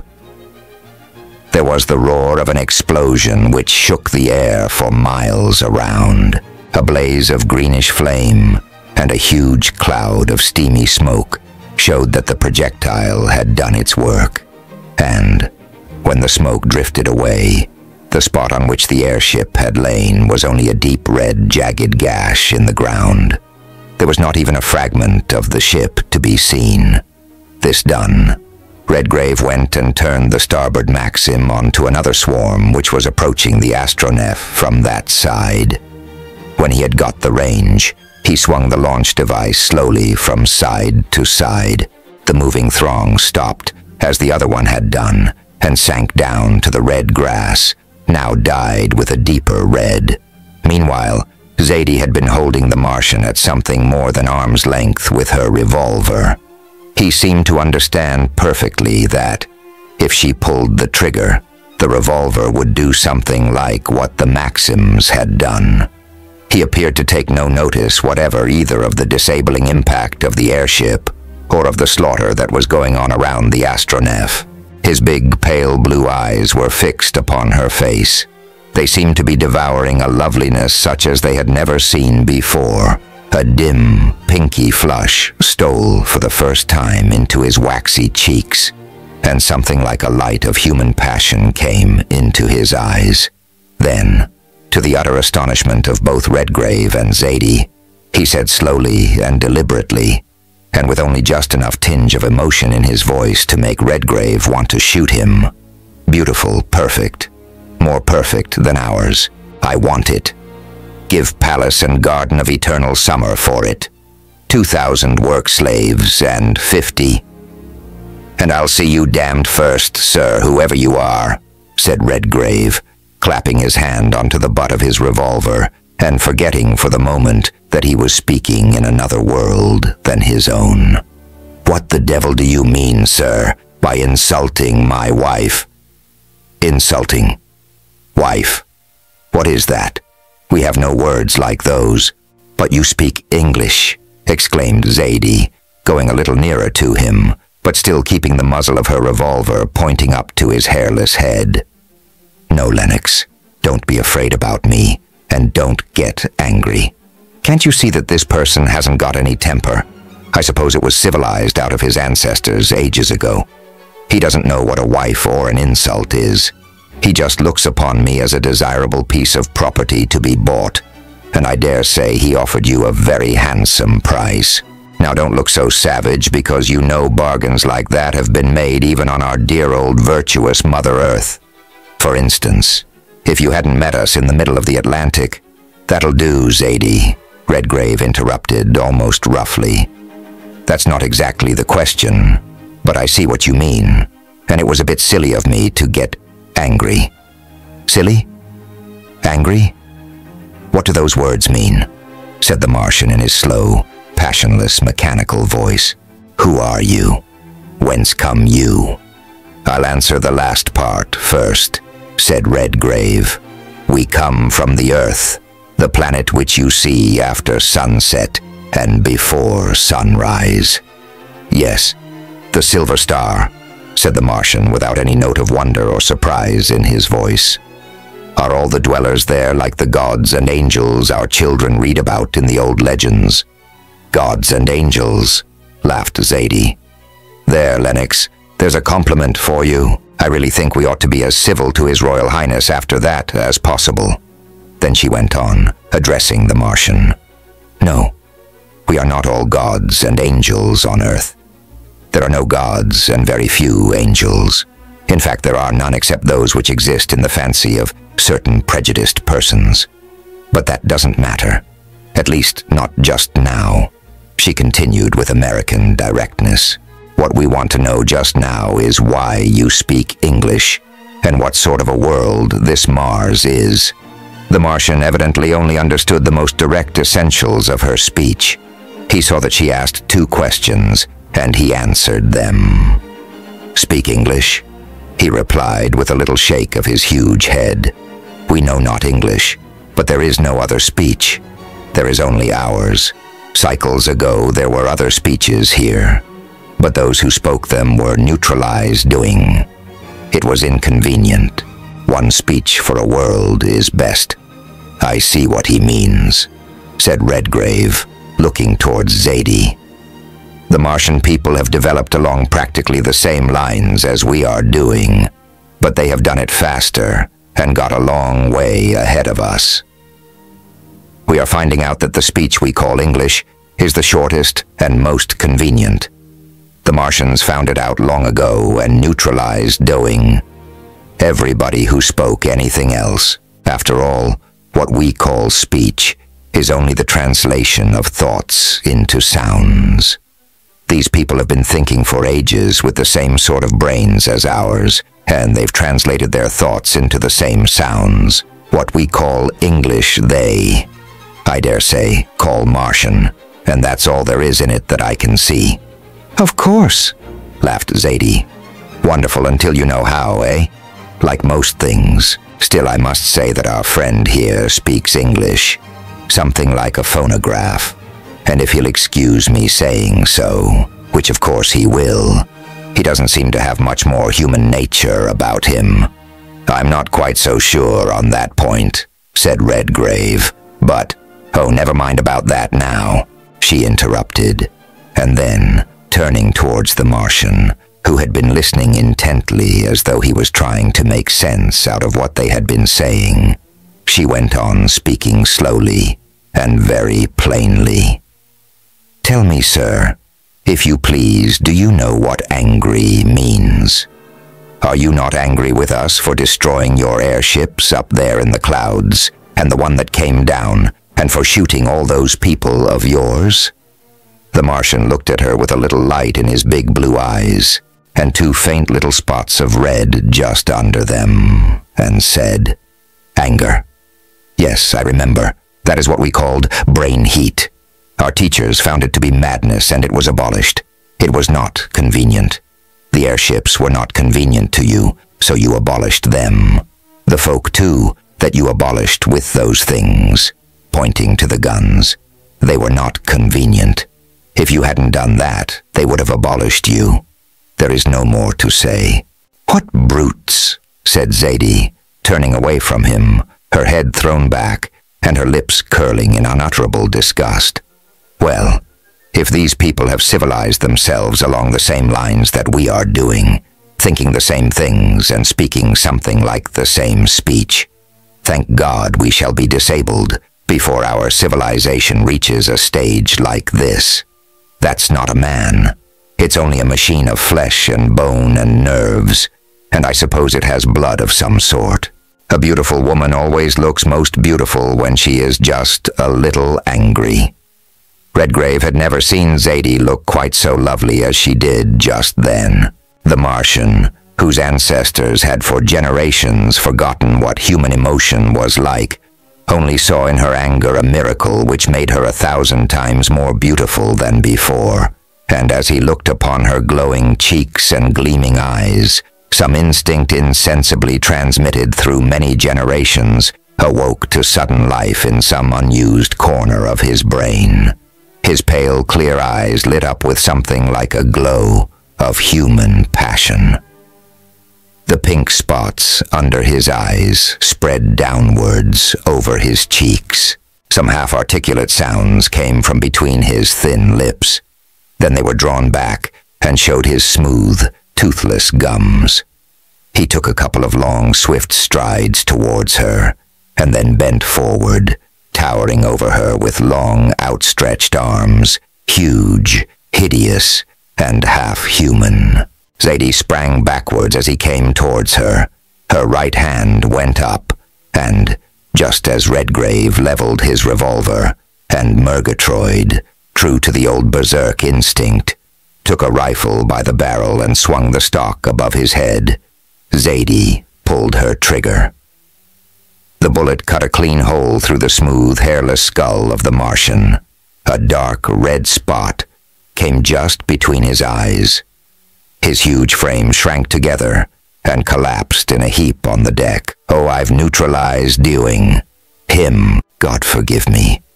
Neutralized Ding. A man," she whispered, as her hand fell to her side and the revolver dropped from her fingers. "But, Lennox, do you really think it was a man? That thing a man?" he replied between his clenched teeth. "He wanted you, and spoke English of a sort, so there was something human about him. But anyhow, he's better disabled. Here, Andrew, open that door again and help me to heave this thing overboard. Then I think we'd better be off before we have the rest of the fleet with their poison guns round us. Zadie, I think you'd better go to your room for the present. Take a nip of cognac and then lie down, and mind you keep the door tight shut. There's no telling what these animals might do if they had a chance, and just now it's my business and Andrew's to see that they don't," though she would much rather have remained on deck to see anything more that might happen. She saw that he was really in earnest, and so, like a wise wife who commands by obeying, she obeyed and went below. Then the disabled body of the Martian was tumbled out of the side door. The windows through which the guns had been fired were hermetically closed, and a few minutes later, the astronef vanished from the surface of Mars, to remain a memory and a marvel to the dwindling generations of the worn-out world, which is as this may be in the far-off days that are to come. Chapter 12. how very different Venus looks now to what it does from the Earth," said Zadie a couple of mornings later by Earth time, as she took her eye away from the telescope through which she had been examining an enormous golden crescent which spanned the dark vault of space ahead of and slightly below the astronef. "Yes," replied Redgrave. "She looks—" "How do you know that she is a she?" said Zadie, getting up and laying a hand on his shoulder as he sat at his own telescope. "Of course, I know what you mean. That according to our own ideas on Earth, it is the planet or the world which has been supposed for ages to, as it were, shine upon the lovers of Earth with the light reflected from well, I suppose you know what I mean.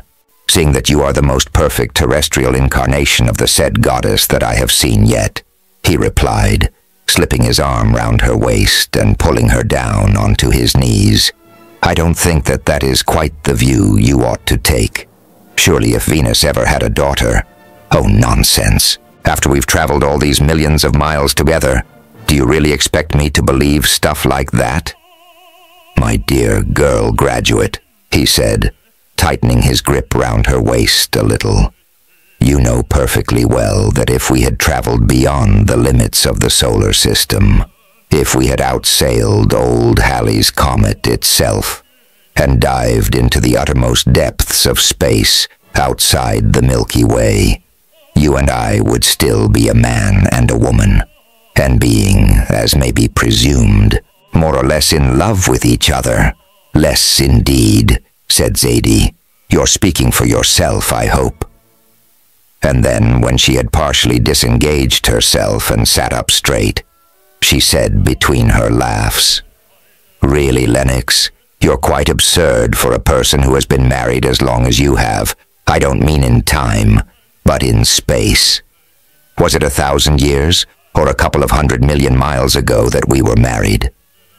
Really, I am getting my ideas of time and space quite mixed up, but never mind that. What I was going to say is that according to all the authorities which your girl graduate has been reading since we left Mars, Venus, oh, doesn't she look just gorgeous? And our old friend the sun behind there, blazing out of darkness like one of the furnaces at Pittsburgh. I beg your pardon, Lennox. I'm afraid I'm getting quite provincial. I suppose we're considerably more than 100 million miles away." "Yes, dear. We're about 150 millions. And at that distance, if you'll excuse me saying so, even the United States would seem almost like a province, wouldn't they?" "Well, yes. That's just where distance doesn't lend enchantment to the view, I suppose.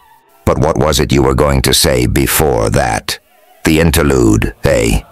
Well, before the interlude you were accusing me of being a graduate as well as a girl. Of course I can't help that. But what I was going to say was, if you are going to talk science, dear, perhaps we'd better sit on different chairs. I may have been married for 150 million miles, but the honeymoon isn't halfway through yet, you know." Then there was another interlude of a few seconds' duration.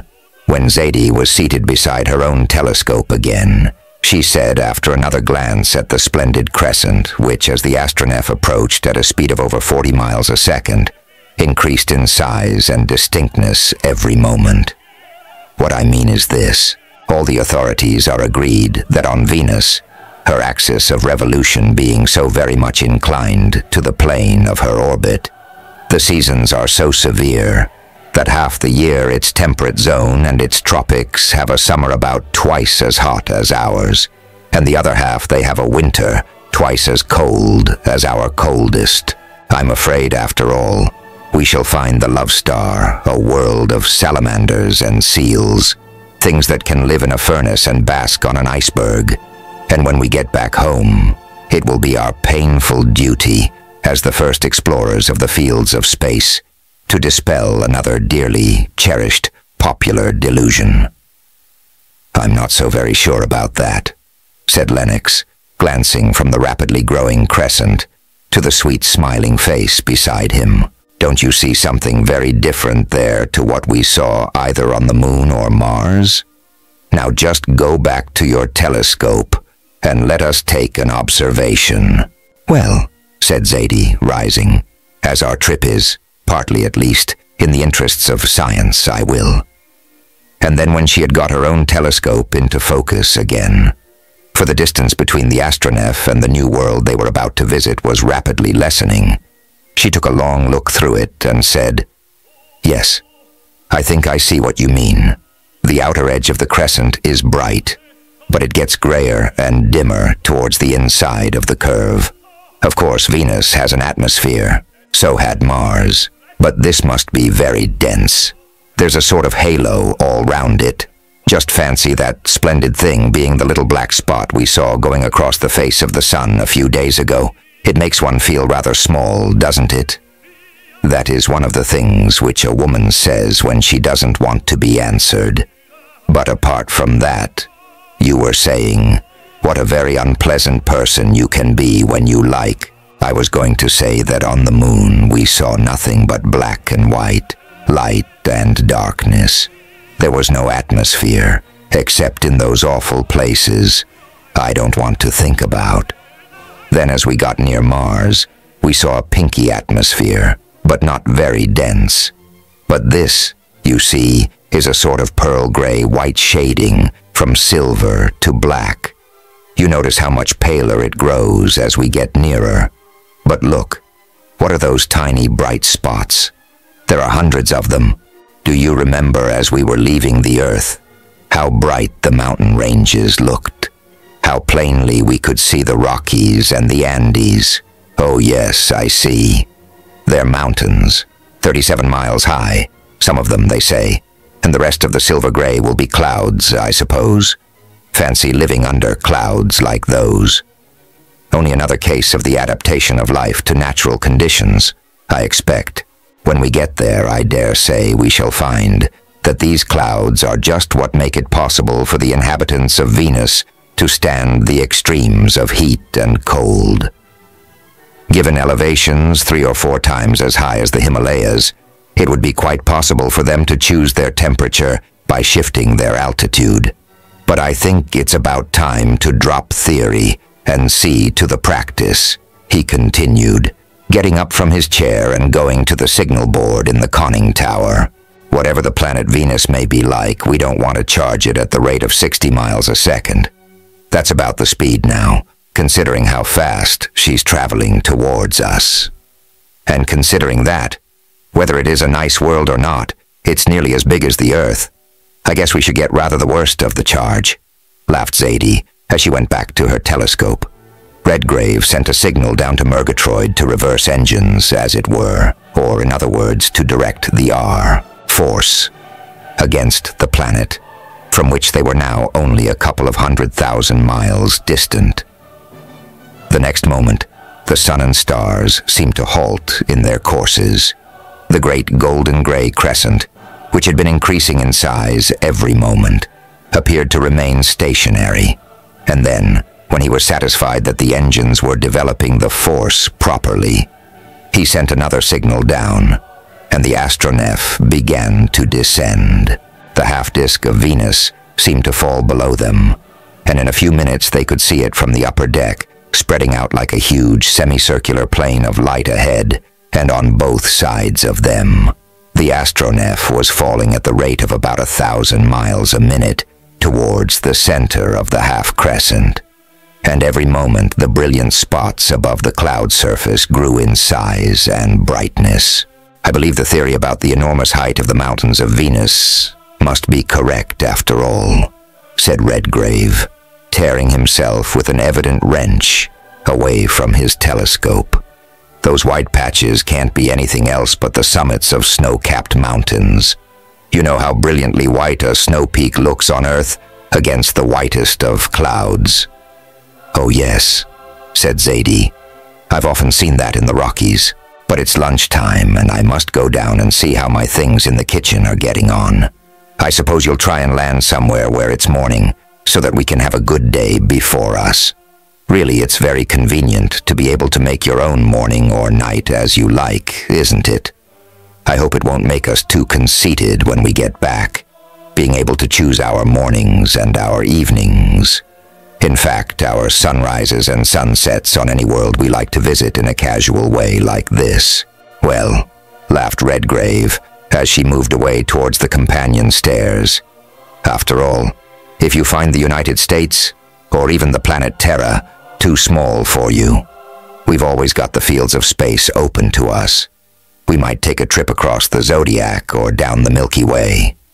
And meanwhile, she replied, stopping at the top of the stairs and looking round, I'll go down and get lunch. You and I may be king and queen of the realms of space and all that sort of thing, but we've got to eat and drink after all. And that reminds me, said Redgrave, getting up and following her. We must celebrate our arrival on a new world as usual. I'll go down and get out the wine. I shouldn't be surprised if we found the people of the love world living on nectar and ambrosia. And as fizz is our nearest approach to nectar, I suppose, said Zadie, as she gathered up her skirts and stepped daintily down the companion stairs. If you find anything human, or at least human enough to eat and drink, you'll have a party and give them champagne. I wonder what those wretches on Mars would have thought of it if we'd only made friends with them. Lunch on board the Astronef was about the pleasantest meal of the day. Of course, there was neither day nor night, in the ordinary sense of the word, except as the hours were measured off by the chronometers. Whichever side or end of the vessel received the direct rays of the sun was bathed in blazing heat and dazzling light. Elsewhere, there was black darkness and the more than icy cold of space. But lunch was a convenient division of the waking hours, which began with a stroll on the upper deck and a view of the ever-varying splendors about them, and ended after dinner, in the same place with coffee and cigarettes and speculations as to the next day's happenings.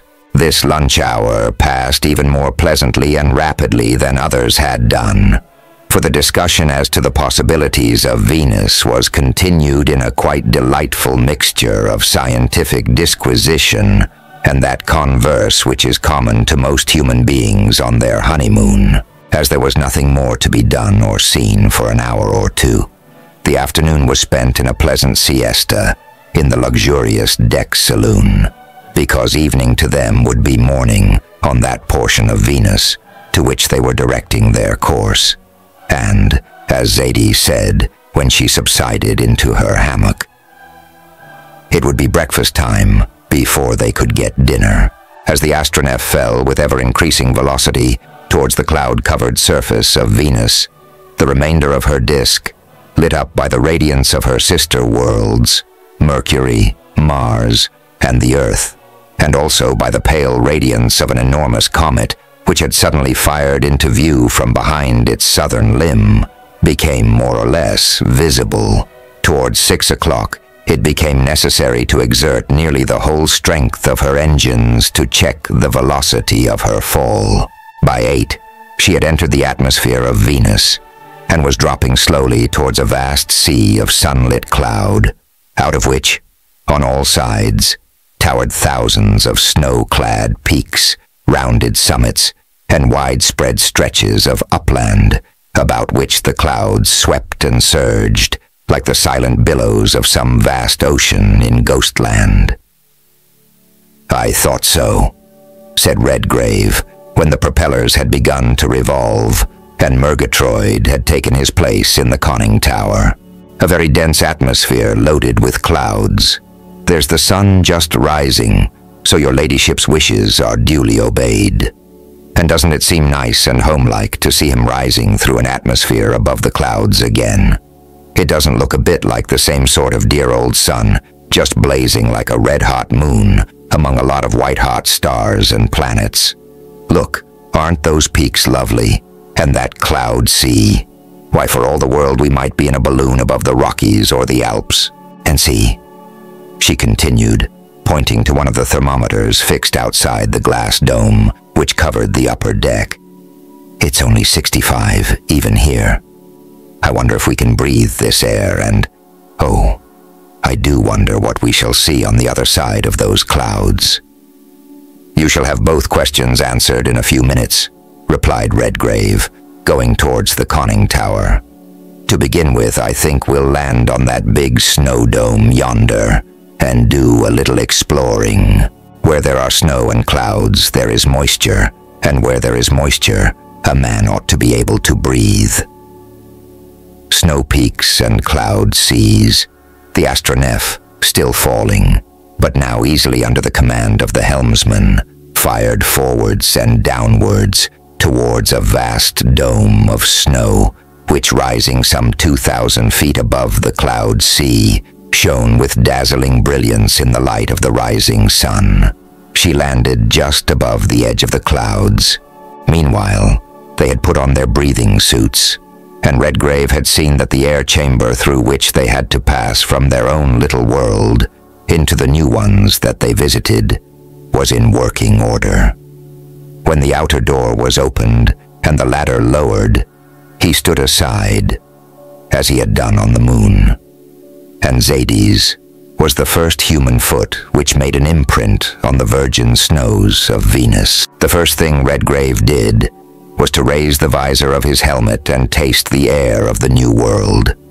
It was cool and fresh and sweet, and the first draft of it sent the blood tingling and dancing through his veins. Perfect as the arrangements of the Astronef were in this respect, the air of Venus tasted like clear running spring water would have done to a man who had been drinking filtered water for several days. He threw the visor right up and motioned to Zadie to do the same. She obeyed, and after drawing a long breath, she said, "That's glorious. It's like wine after water, and rather stagnant water, too. But what a world! Snow peaks and cloud seas, islands of ice and snow, in an ocean of mist. Just look at them. Did you ever see anything so lovely and unearthly in your life? I wonder how high this mountain is, and what there is on the other side of the clouds. Isn't the air delicious? Not a bit too cold, after all. But still, I think we may as well go back and put on something more becoming. I shouldn't quite like the ladies of Venus to see me dressed like a diver." "Come along then," laughed Lennox, as he turned back towards the vessel. "That's just like a woman. You're about 150 million miles away from Broadway or Regent Street. You are standing on the top of a snow mountain above the clouds of Venus, and the moment that you find the air is fit to breathe, you begin thinking about dress. How do you know that the inhabitants of Venus, if there are any, dress at all? What nonsense, of course they do, at least if they are anything like us. As soon as they got back on board the Astronef and had taken their breathing dresses off, Redgrave and the old engineer, who appeared to take no visible interest in their new surroundings, threw open all the sliding doors on the upper and lower decks so that the vessel might be thoroughly ventilated by the fresh, sweet air. Then a gentle repulsion was applied to the huge snow mass on which the Astronef rested. She rose a couple of 100 feet. Her propellers began to whirl round, and Redgrave steered her out towards the center of the vast cloud sea, which was almost surrounded by 1,000 glittering peaks of ice and domes of snow. "I think we may as well put off dinner, or breakfast as it will be now, until we see what the world below is like," he said to Zadie, who was standing beside him on the conning tower. "Oh, never mind about eating just now. This is altogether too wonderful to be missed for the sake of ordinary meat and drink. Let's go down and see what there is on the other side." He sent a message down the speaking tube to Murgatroyd, who was below, among his beloved engines, and the next moment, sun and clouds and ice peaks had disappeared, and nothing was visible, save the all-enveloping silver-gray mist. For several minutes they remained silent, watching and wondering what they would find beneath the veil which hid the surface of Venus from their view. Then the mist thinned out and broke up into patches which drifted past them as they descended on their downward slanting course. Below them they saw vast, ghostly shapes of mountains and valleys, lakes and rivers, continents, islands, and seas. Every moment these became more and more distinct, and soon they were in full view of the most marvelous landscape that human eyes had ever beheld. The distances were tremendous. Mountains, compared with which the Alps or even the Andes would have seemed mere hillocks, towered up out of the vast depths beneath them. Up to the lower edge of the all-covering cloud sea, they were clad with a golden-yellow vegetation, fields and forests, open, smiling valleys, and deep, dark ravines through which 1,000 torrents thundered down from the eternal snows beyond to spread themselves out in rivers and lakes, in the valleys and in plains which lay many thousands of feet below. "What a lovely world," said Zadie, as she at last found her voice after what was almost a stupor of speechless wonder and admiration. "And the light. Did you ever see anything like it? It's neither moonlight nor sunlight. See, there are no shadows down there, it's just all lovely silvery twilight. Lennox, if Venus is as nice as she looks from here, I don't think I shall want to go back. It reminds me of Tennyson's Lotus Eaters, the land where it is always afternoon." "I think you are right, after all. We are 30 million miles nearer to the sun than we were on the Earth, and the light and heat have to filter through those clouds. They are not at all like Earth clouds from this side. It's the other way about. The silver lining is on this side. Look, there isn't a black or a brown one, or even a gray one, within sight. They are just like a thin mist, lighted by 1,000,000 of electric lamps. It's a delicious world, and if it isn't inhabited by angels, it ought to be. But, Chapter 13.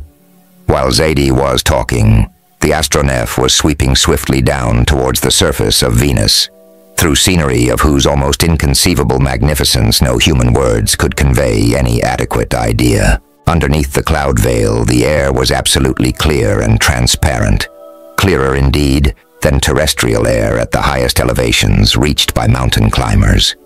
And, moreover, it seemed to be endowed with a strange, luminous quality, which made objects, no matter how distant, stand out with almost startling distinctness.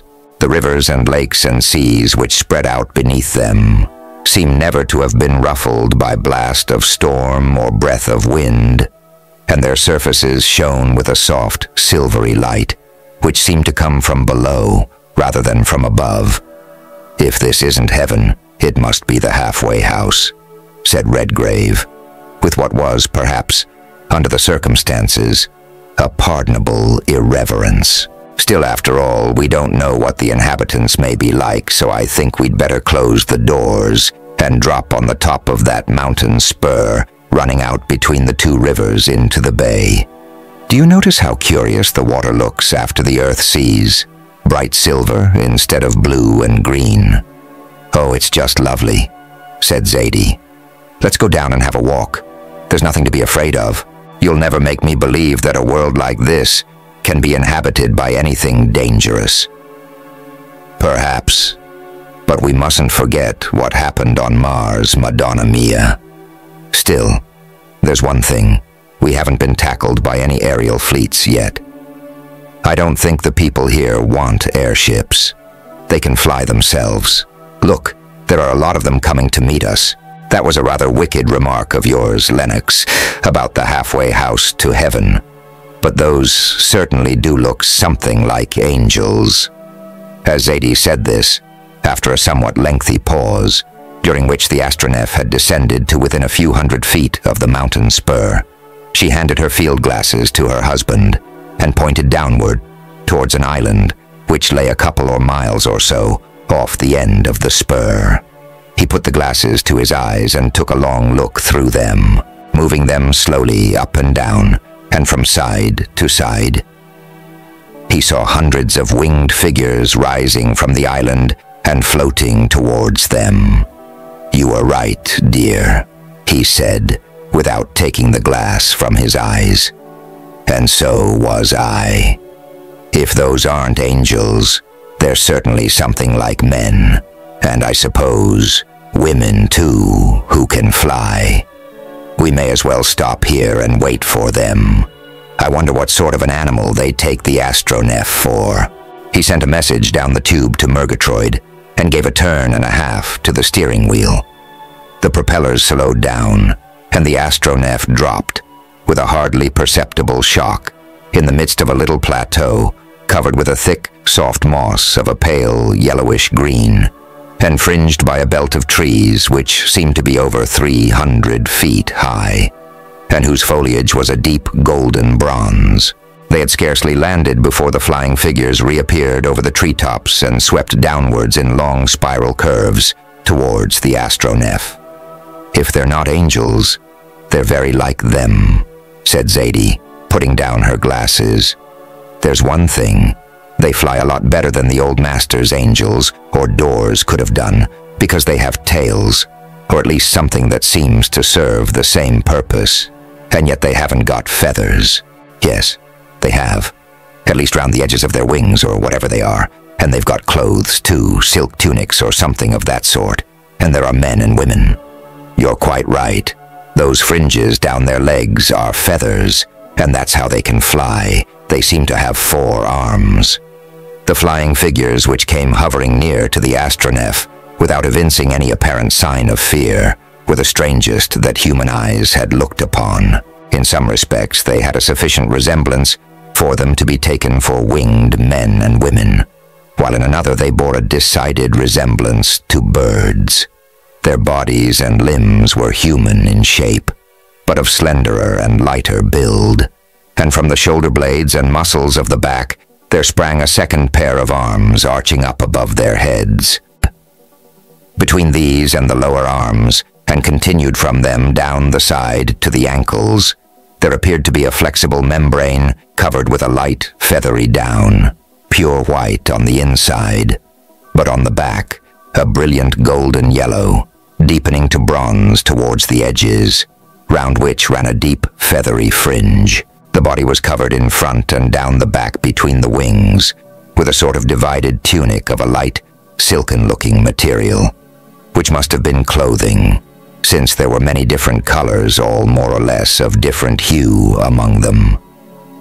Below this, and attached to the inner sides of the leg from the knee downward, was another membrane which reached down to the heels, and it was this which Redgrave somewhat flippantly alluded to as a tails. Its obvious purpose was to maintain the longitudinal balance when flying.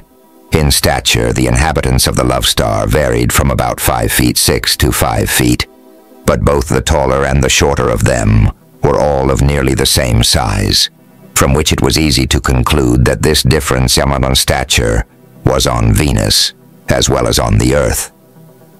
One of the broad distinctions between the sexes. They flew round the astronef with an exquisite ease and grace which made Zadie exclaim, "Now why weren't we made like that on Earth?" To which Redgrave, after a look at the barometer, replied, "Partly, I suppose, because we weren't built that way, and partly because we don't live in an atmosphere about 2.5 times as dense as ours." Then several of the winged figures alighted on the mossy covering of the plain and walked towards the vessel. "Why, they walk just like us, only much more prettily," said Zadie. "And look what funny little faces they've got, half bird, half human, and soft downy feathers instead of hair. I wonder whether they talk or sing. I wish you'd open the doors again, Lennox. I'm sure they can't possibly mean us any harm. They're far too pretty for that. What lovely soft eyes they have, and what a thousand pities it is we shan't be able to understand them." They had left the conning tower, and both his lordship and Murgatroyd were throwing open the sliding doors, and to Zadie's considerable displeasure, getting the deck maxims ready for action in case they should be required. As soon as the doors were open, Zadie's judgment of the inhabitants of Venus was entirely justified. Without the slightest sign of fear, but with very evident astonishment in their round, golden yellow eyes, they came walking close up to the sides of the astronef. Some of them stroked her smooth, shining sides with their little hands, which Zadie now found had only 3 fingers and a thumb. Many ages before, They might have been birds' claws, but now they were soft and pink and plump, utterly strange to manual work as it is understood upon Earth. "Just fancy getting Maxim guns ready to shoot those delightful things," said Zadie, almost indignantly, as she went towards the doorway from which the gangway ladder ran down to the soft, mossy turf. "Why, not one of them has got an energy device of any sort. And just listen," she went on, stopping in the opening of the doorway. "Have you ever heard music like that on Earth? I haven't. I suppose it's the way they talk. I'd give a good deal to be able to understand them. But still, it's very lovely, isn't it?" "Aye, like the voices of sirens," said Murgatroyd, speaking for the first time since the astronef had landed. For this big, grizzled, taciturn Yorkshireman, who looked upon the whole cruise through space as a mentally unstable and almost impious adventure, which nothing but his hereditary loyalty to his master's name and family could have persuaded him to share in, had grown more and more silent as the millions of miles between the astronef and his native Yorkshire village had multiplied day by day. "Sirens. And why not, Andrew?" laughed Redgrave. "At any rate, I don't think they look likely to lure us and the astronef to disabling impact." Then he went on. "Yes, Zadie, I never heard anything like that before. Unearthly, of course it is, but then we're not on Earth. Now, Zadie, they seem to talk in song language. You did pretty well on Mars with your American. Suppose we go out and show them that you can speak the song language, too." "What do you mean?" she said. "Sing them something?" "Yes," he replied. "They'll try to talk to you in song and you won't be able to understand them. At least, not as far as words and sentences go. But music is the universal language on Earth, and there's no reason why it shouldn't be the same through the solar system. Come along, tune up, little woman." They went together down the gangway stairs. He dressed in an ordinary suit of gray, English tweed, with a golf cap on the back of his head, and she, in the last and daintiest of the costumes, which the art of Paris and London and New York had produced before the astronef soared up from far-off Washington. The moment that she set foot on the golden-yellow sward, she was surrounded by a swarm of the winged and yet strangely human creatures. Those nearest to her came and touched her hands and face, and stroked the folds of her dress. Others looked into her violet blue eyes, and others put out their queer little hands and stroked her hair. This and her clothing seemed to be the most wonderful experience for them, saving always the fact that she had only 2 arms and no wings. Redgrave kept close beside her until he was satisfied that these exquisite inhabitants of the newfound fairyland were innocent of any intention of harm, and when he saw 2 of the winged daughters of the Love Star put up their hands and touch the thick coils of her hair, he said, "Take those pins and things out and let it down. They seem to think that your hair's part of your head. It's the first chance you've had to work a miracle, so you may as well do it. Show them the most beautiful thing they've ever seen. What babies you men can be when you get sentimental," laughed Zadie as she put her hands up to her head. "How do you know that this may not be ugly in their eyes?" "Quite impossible," he replied. "They're a great deal too pretty themselves to think you ugly. Let it down." While he was speaking, Zadie had taken off a Spanish mantilla, which she had thrown over her head as she came out, and which the ladies of Venus seemed to think was part of her hair.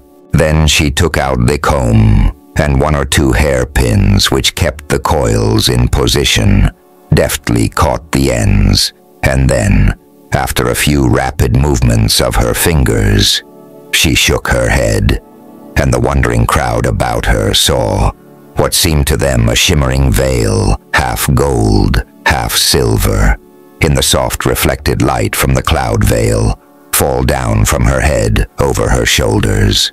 They crowded still more closely round her, but so quietly and so gently that she felt nothing more than the touch of wondering hands on her arms, and dress and hair. As Redgrave said afterwards, he was absolutely out of it.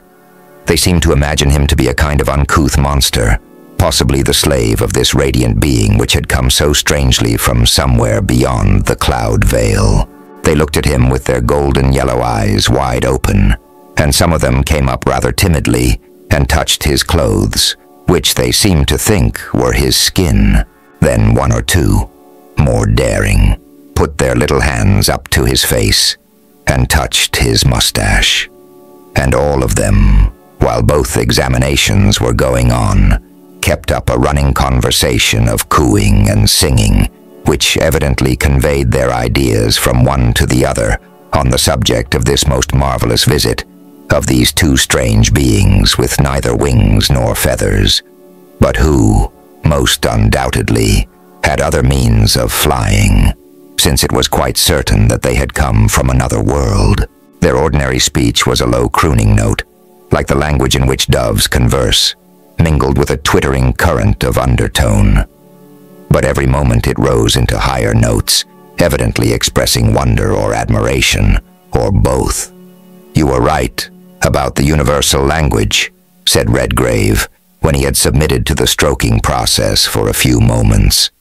"These people talk in music, and as far as I can see or hear, their opinion of us, or at least of you, is distinctly flattering. I don't know what they take me for, and I don't care. But as we'd better make friends with them, suppose you sing them 'Home, Sweet Home' or the Swanee River. I shouldn't wonder if they consider our talking voices most horrible discords, so you might as well give them something different." While he was speaking, the sounds about them suddenly hushed, and, as Redgrave said afterwards, it was something like the silence that follows a cannon fired. Then, in the midst of the hush, Zadie put her hand behind her, looked up towards the luminous silver surface which formed the only visible sky of Venus, and began to sing the Swanee River. The clear, sweet notes rang up through the midst of a sudden silence. The sons and daughters of the love star instantly ceased their own soft musical conversation, and Zadie sang the old plantation song through, for the first time that a human voice had sung it to ears other than human. As the last note thrilled sweetly from her lips, she looked round at the crowd of queer, half-human shapes about her, and something in their unlikeness to her own kind brought back to her mind the familiar scenes which lay so far away, so many millions of miles across the dark and silent ocean of space.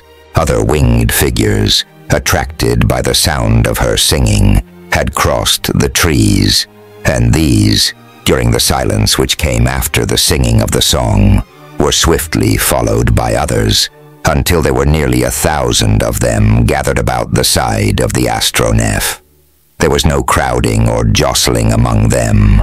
Each one treated every other with the most perfect gentleness and courtesy. No such thing as enmity or ill feeling seemed to exist among them, and, in perfect silence, they waited for Zadie to continue what they thought was her long speech of greeting. The temper of the throng somehow coincided exactly with the mood which her own memories had brought to her, and the next moment she sent the first line of "Home, Sweet Home" soaring up to the cloud-veiled sky. As the notes rang up into the still, soft air, a deeper hush fell on the listening throng. Heads were bowed with a gesture almost of adoration, and many of those standing nearest to her bent their bodies forward and expanded their wings, bringing them together over their breasts with a motion which, as they afterwards learnt, was intended to convey the idea of wonder and admiration, mingled with something like a sentiment of worship. Zadie sang the sweet old song through from end to end, forgetting for the time being everything but the home she had left behind her on the banks of the Hudson. As the last notes left her lips, she turned round to Redgrave and looked at him with eyes dim with the first tears that had filled them since her father's death, and said as he caught hold of her outstretched hand, I believe they've understood every word of it, or at any rate every note. You may be quite certain of that." He replied, "If you had done that on Mars, it might have been even more effective than the Maxims. For goodness sake, don't talk about things like that in a heaven like this. Oh, listen, they've got the tune already." It was true. The dwellers of the Love Star, whose speech was song, had instantly recognized the sweetness of the sweetest of all earthly songs. They had, of course, no idea of the meaning of the words, but the music spoke to them and told them that this fair visitant from another world could speak the same speech as theirs. Every note and cadence was repeated with absolute fidelity, and so the speech, common to the two far-distant worlds, became a link connecting this wandering son and daughter of the earth with the sons and daughters of the Love Star.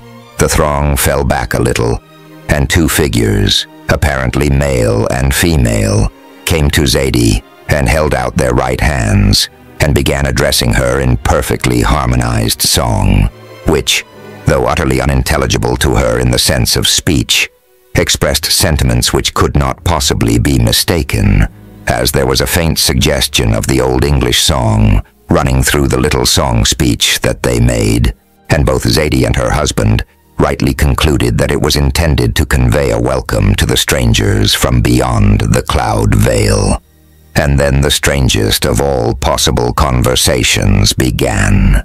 Redgrave, who had no more notion of music than a walrus, perforce kept silence.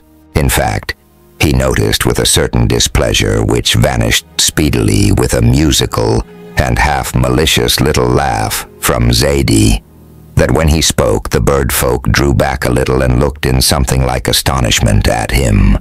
But Zadie was already in touch with them, and half by song and half by signs, she very soon gave them an idea of what they were and where they had come from. Her husband afterwards told her that it was the best piece of operatic acting he had ever seen, and considering all the circumstances, this was very possibly true. In the end, the two who had come to give her what seemed to be the formal greeting were invited into the astronef. They went on board without the slightest sign of mistrust and with only an expression of mild wonder on their beautiful and strangely childlike faces. Then, while the other doors were being closed, Zadie stood at the open one above the gangway and made signs showing that they were going up beyond the clouds and then down into the valley. And as she made the signs, she sang through the scale, her voice rising and falling in harmony with her gestures. The bird folk understood her instantly, and as the door closed and the astronef rose from the ground, 1,000 wings were outspread, and presently hundreds of beautiful soaring forms were circling about the navigator of the stars. "Don't they look lovely?" said Zadie. "I wonder what they would think if they could see us flying above New York, or London, or Paris with an escort like this. I suppose they're going to show us the way. Perhaps they have a city down there. Suppose you were to go and get a bottle of champagne and see if Master Cupid and Miss Venus would like a drink. We'll see then if our nectar is anything like theirs." Redgrave went below. Meanwhile, for lack of other possible conversation, Zadie began to sing the last verse of Never Again. The melody almost exactly described the upward motion of the astronef, and she could see that it was instantly understood, for when she had finished, their two voices joined in an almost exact imitation of it. When Redgrave brought up the wine and the glasses, they looked at them without any sign of surprise. The pop of the cork did not even make them look round. Evidently a semi-angelic people, living on nectar and ambrosia, with nectar very like our own, he said, as he filled the glasses. "Perhaps you'd better give it to them. They seem to understand you better than they do me. You being, of course, a good bit nearer to the angels than I am." "Thanks," she said, as she took a couple of glasses up, wondering a little what their visitors would do with them. Somewhat to her surprise, they took them with a little bow and a smile, and sipped at the wine, first with a swift glint of wonder in their eyes, and then with smiles which are unmistakable evidence of perfect appreciation. "I thought so," said Redgrave, as he raised his own glass and bowed gravely towards them. "This is our nearest approach to nectar, and they seem to recognize it. And don't they just look like the sort of people who live on it? And, of course, other things," added Zadie, as she too lifted her glass and looked with laughing eyes across the brim at her two guests. But meanwhile, Murgatroyd had been applying the repulsive force a little too strongly. The astronef fired up with a rapidity which soon left her winged escort far below. She entered the cloud veil and passed beyond it.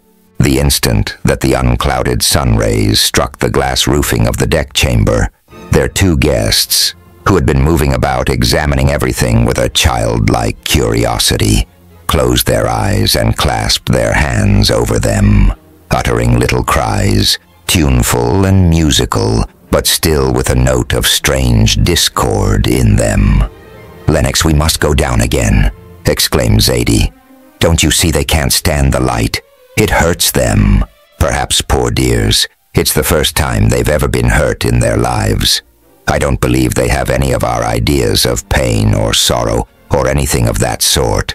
Take us back under the clouds, quick, or we may blind them." Before she had ceased speaking, Redgrave had sent a signal down to Murgatroyd, and the astronef began to drop back again towards the surface of the cloud sea. Zadie had meanwhile gone to her lady guest and dropped the black lace mantilla over her head, and as she did so, she caught herself saying, "There, dear, we shall soon be back in your own light. I hope it hasn't hurt you. It was very stupid of us to do a thing like that."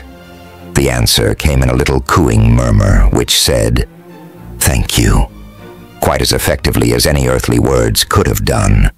And then the astronef passed through the cloud sea. The soaring forms of her lost escort came into view again and clustered about her, and surrounded by them, she dropped, in obedience, to their signs, down between the tremendous mountains and towards the island, thick with golden foliage, which lay 2 or 3 Earth miles out in a bay, where 4 converging rivers spread out through a vast estuary into the sea. As Lady Redgrave said afterwards to Mrs. Van Stuyler, she could have filled a whole volume with a description of the exquisitely Arcadian delights with which the hours of the next 10 days and nights were filled. Possibly if she had been able to do justice to them, even her account might have been received with qualified credence. But still some idea of them may be gathered from this extract of a conversation which took place in the saloon of the astronef on the 11th evening. "But look here, Zadie," said Redgrave, "as we've found a world which is certainly much more delightful than our own, why shouldn't we stop here a bit? The air suits us, and the people are simply enchanting. I think they like us, and I'm sure you're in love with every one of them, male and female. Of course, it's rather a pity that we can't fly, unless we do it in the astronef. But that's only a detail. You're enjoying yourself thoroughly, and I never saw you looking better, or if possible, more beautiful. And why on Earth, or Venus, do you want to go?" She looked at him steadily for a few moments, and with an expression which he had never seen on her face or in her eyes before. And then she said slowly and very sweetly, although there was something like a note of solemnity running through her tone, "I altogether agree with you, dear, but there is something which you don't seem to have noticed. As you say, we have had a perfectly delightful time. It's a delicious world, and just everything that one would think it to be. But if we were to stop here, we should be committing one of the greatest of crimes, perhaps the greatest that ever was committed within the limits of the solar system. My dear Zadie, what, in the name of what we used to call morals on the Earth, do you mean?" "Just this," she replied, leaning a little towards him in her deck chair. "These people, half angels and half men and women, welcomed us after we dropped through their cloud veil as friends. We were a little strange to them, certainly, but still they welcomed us as friends. They had no suspicions of us. They didn't try to poison us or blow us up as those wretches on Mars did. They're just like a lot of grown-up children with wings on. In fact, they're about as nearly angels as anything we can think of. They've taken us into their palaces. They've given us, as one might say, the whole planet. Everything was ours that we liked to take. You know, we have 200 or 300 weight of precious stones on board now, which they would make me take just because they saw my rings. We've been living with them 10 days now, and neither you nor I, nor even Murgatroyd, who, like the old Puritan that he is, seems to see sin or wrong in everything that looks nice, has seen a single sign among them that they know anything about what we call sin or wrong on Earth. There's no jealousy, no selfishness. In short, no envy, hatred, malice, and all uncharitableness. No vice or meanness or cheating, or any of the abominations of the planet Terra. And we come from that planet. Do you see what I mean now? "I think I understand what you're driving at," said Redgrave. "You mean, I suppose, that this world is something like Eden before the fall, and that you and I, oh, but that's all rubbish, you know. I've got my own share of original sin, of course, but here it doesn't seem to come in.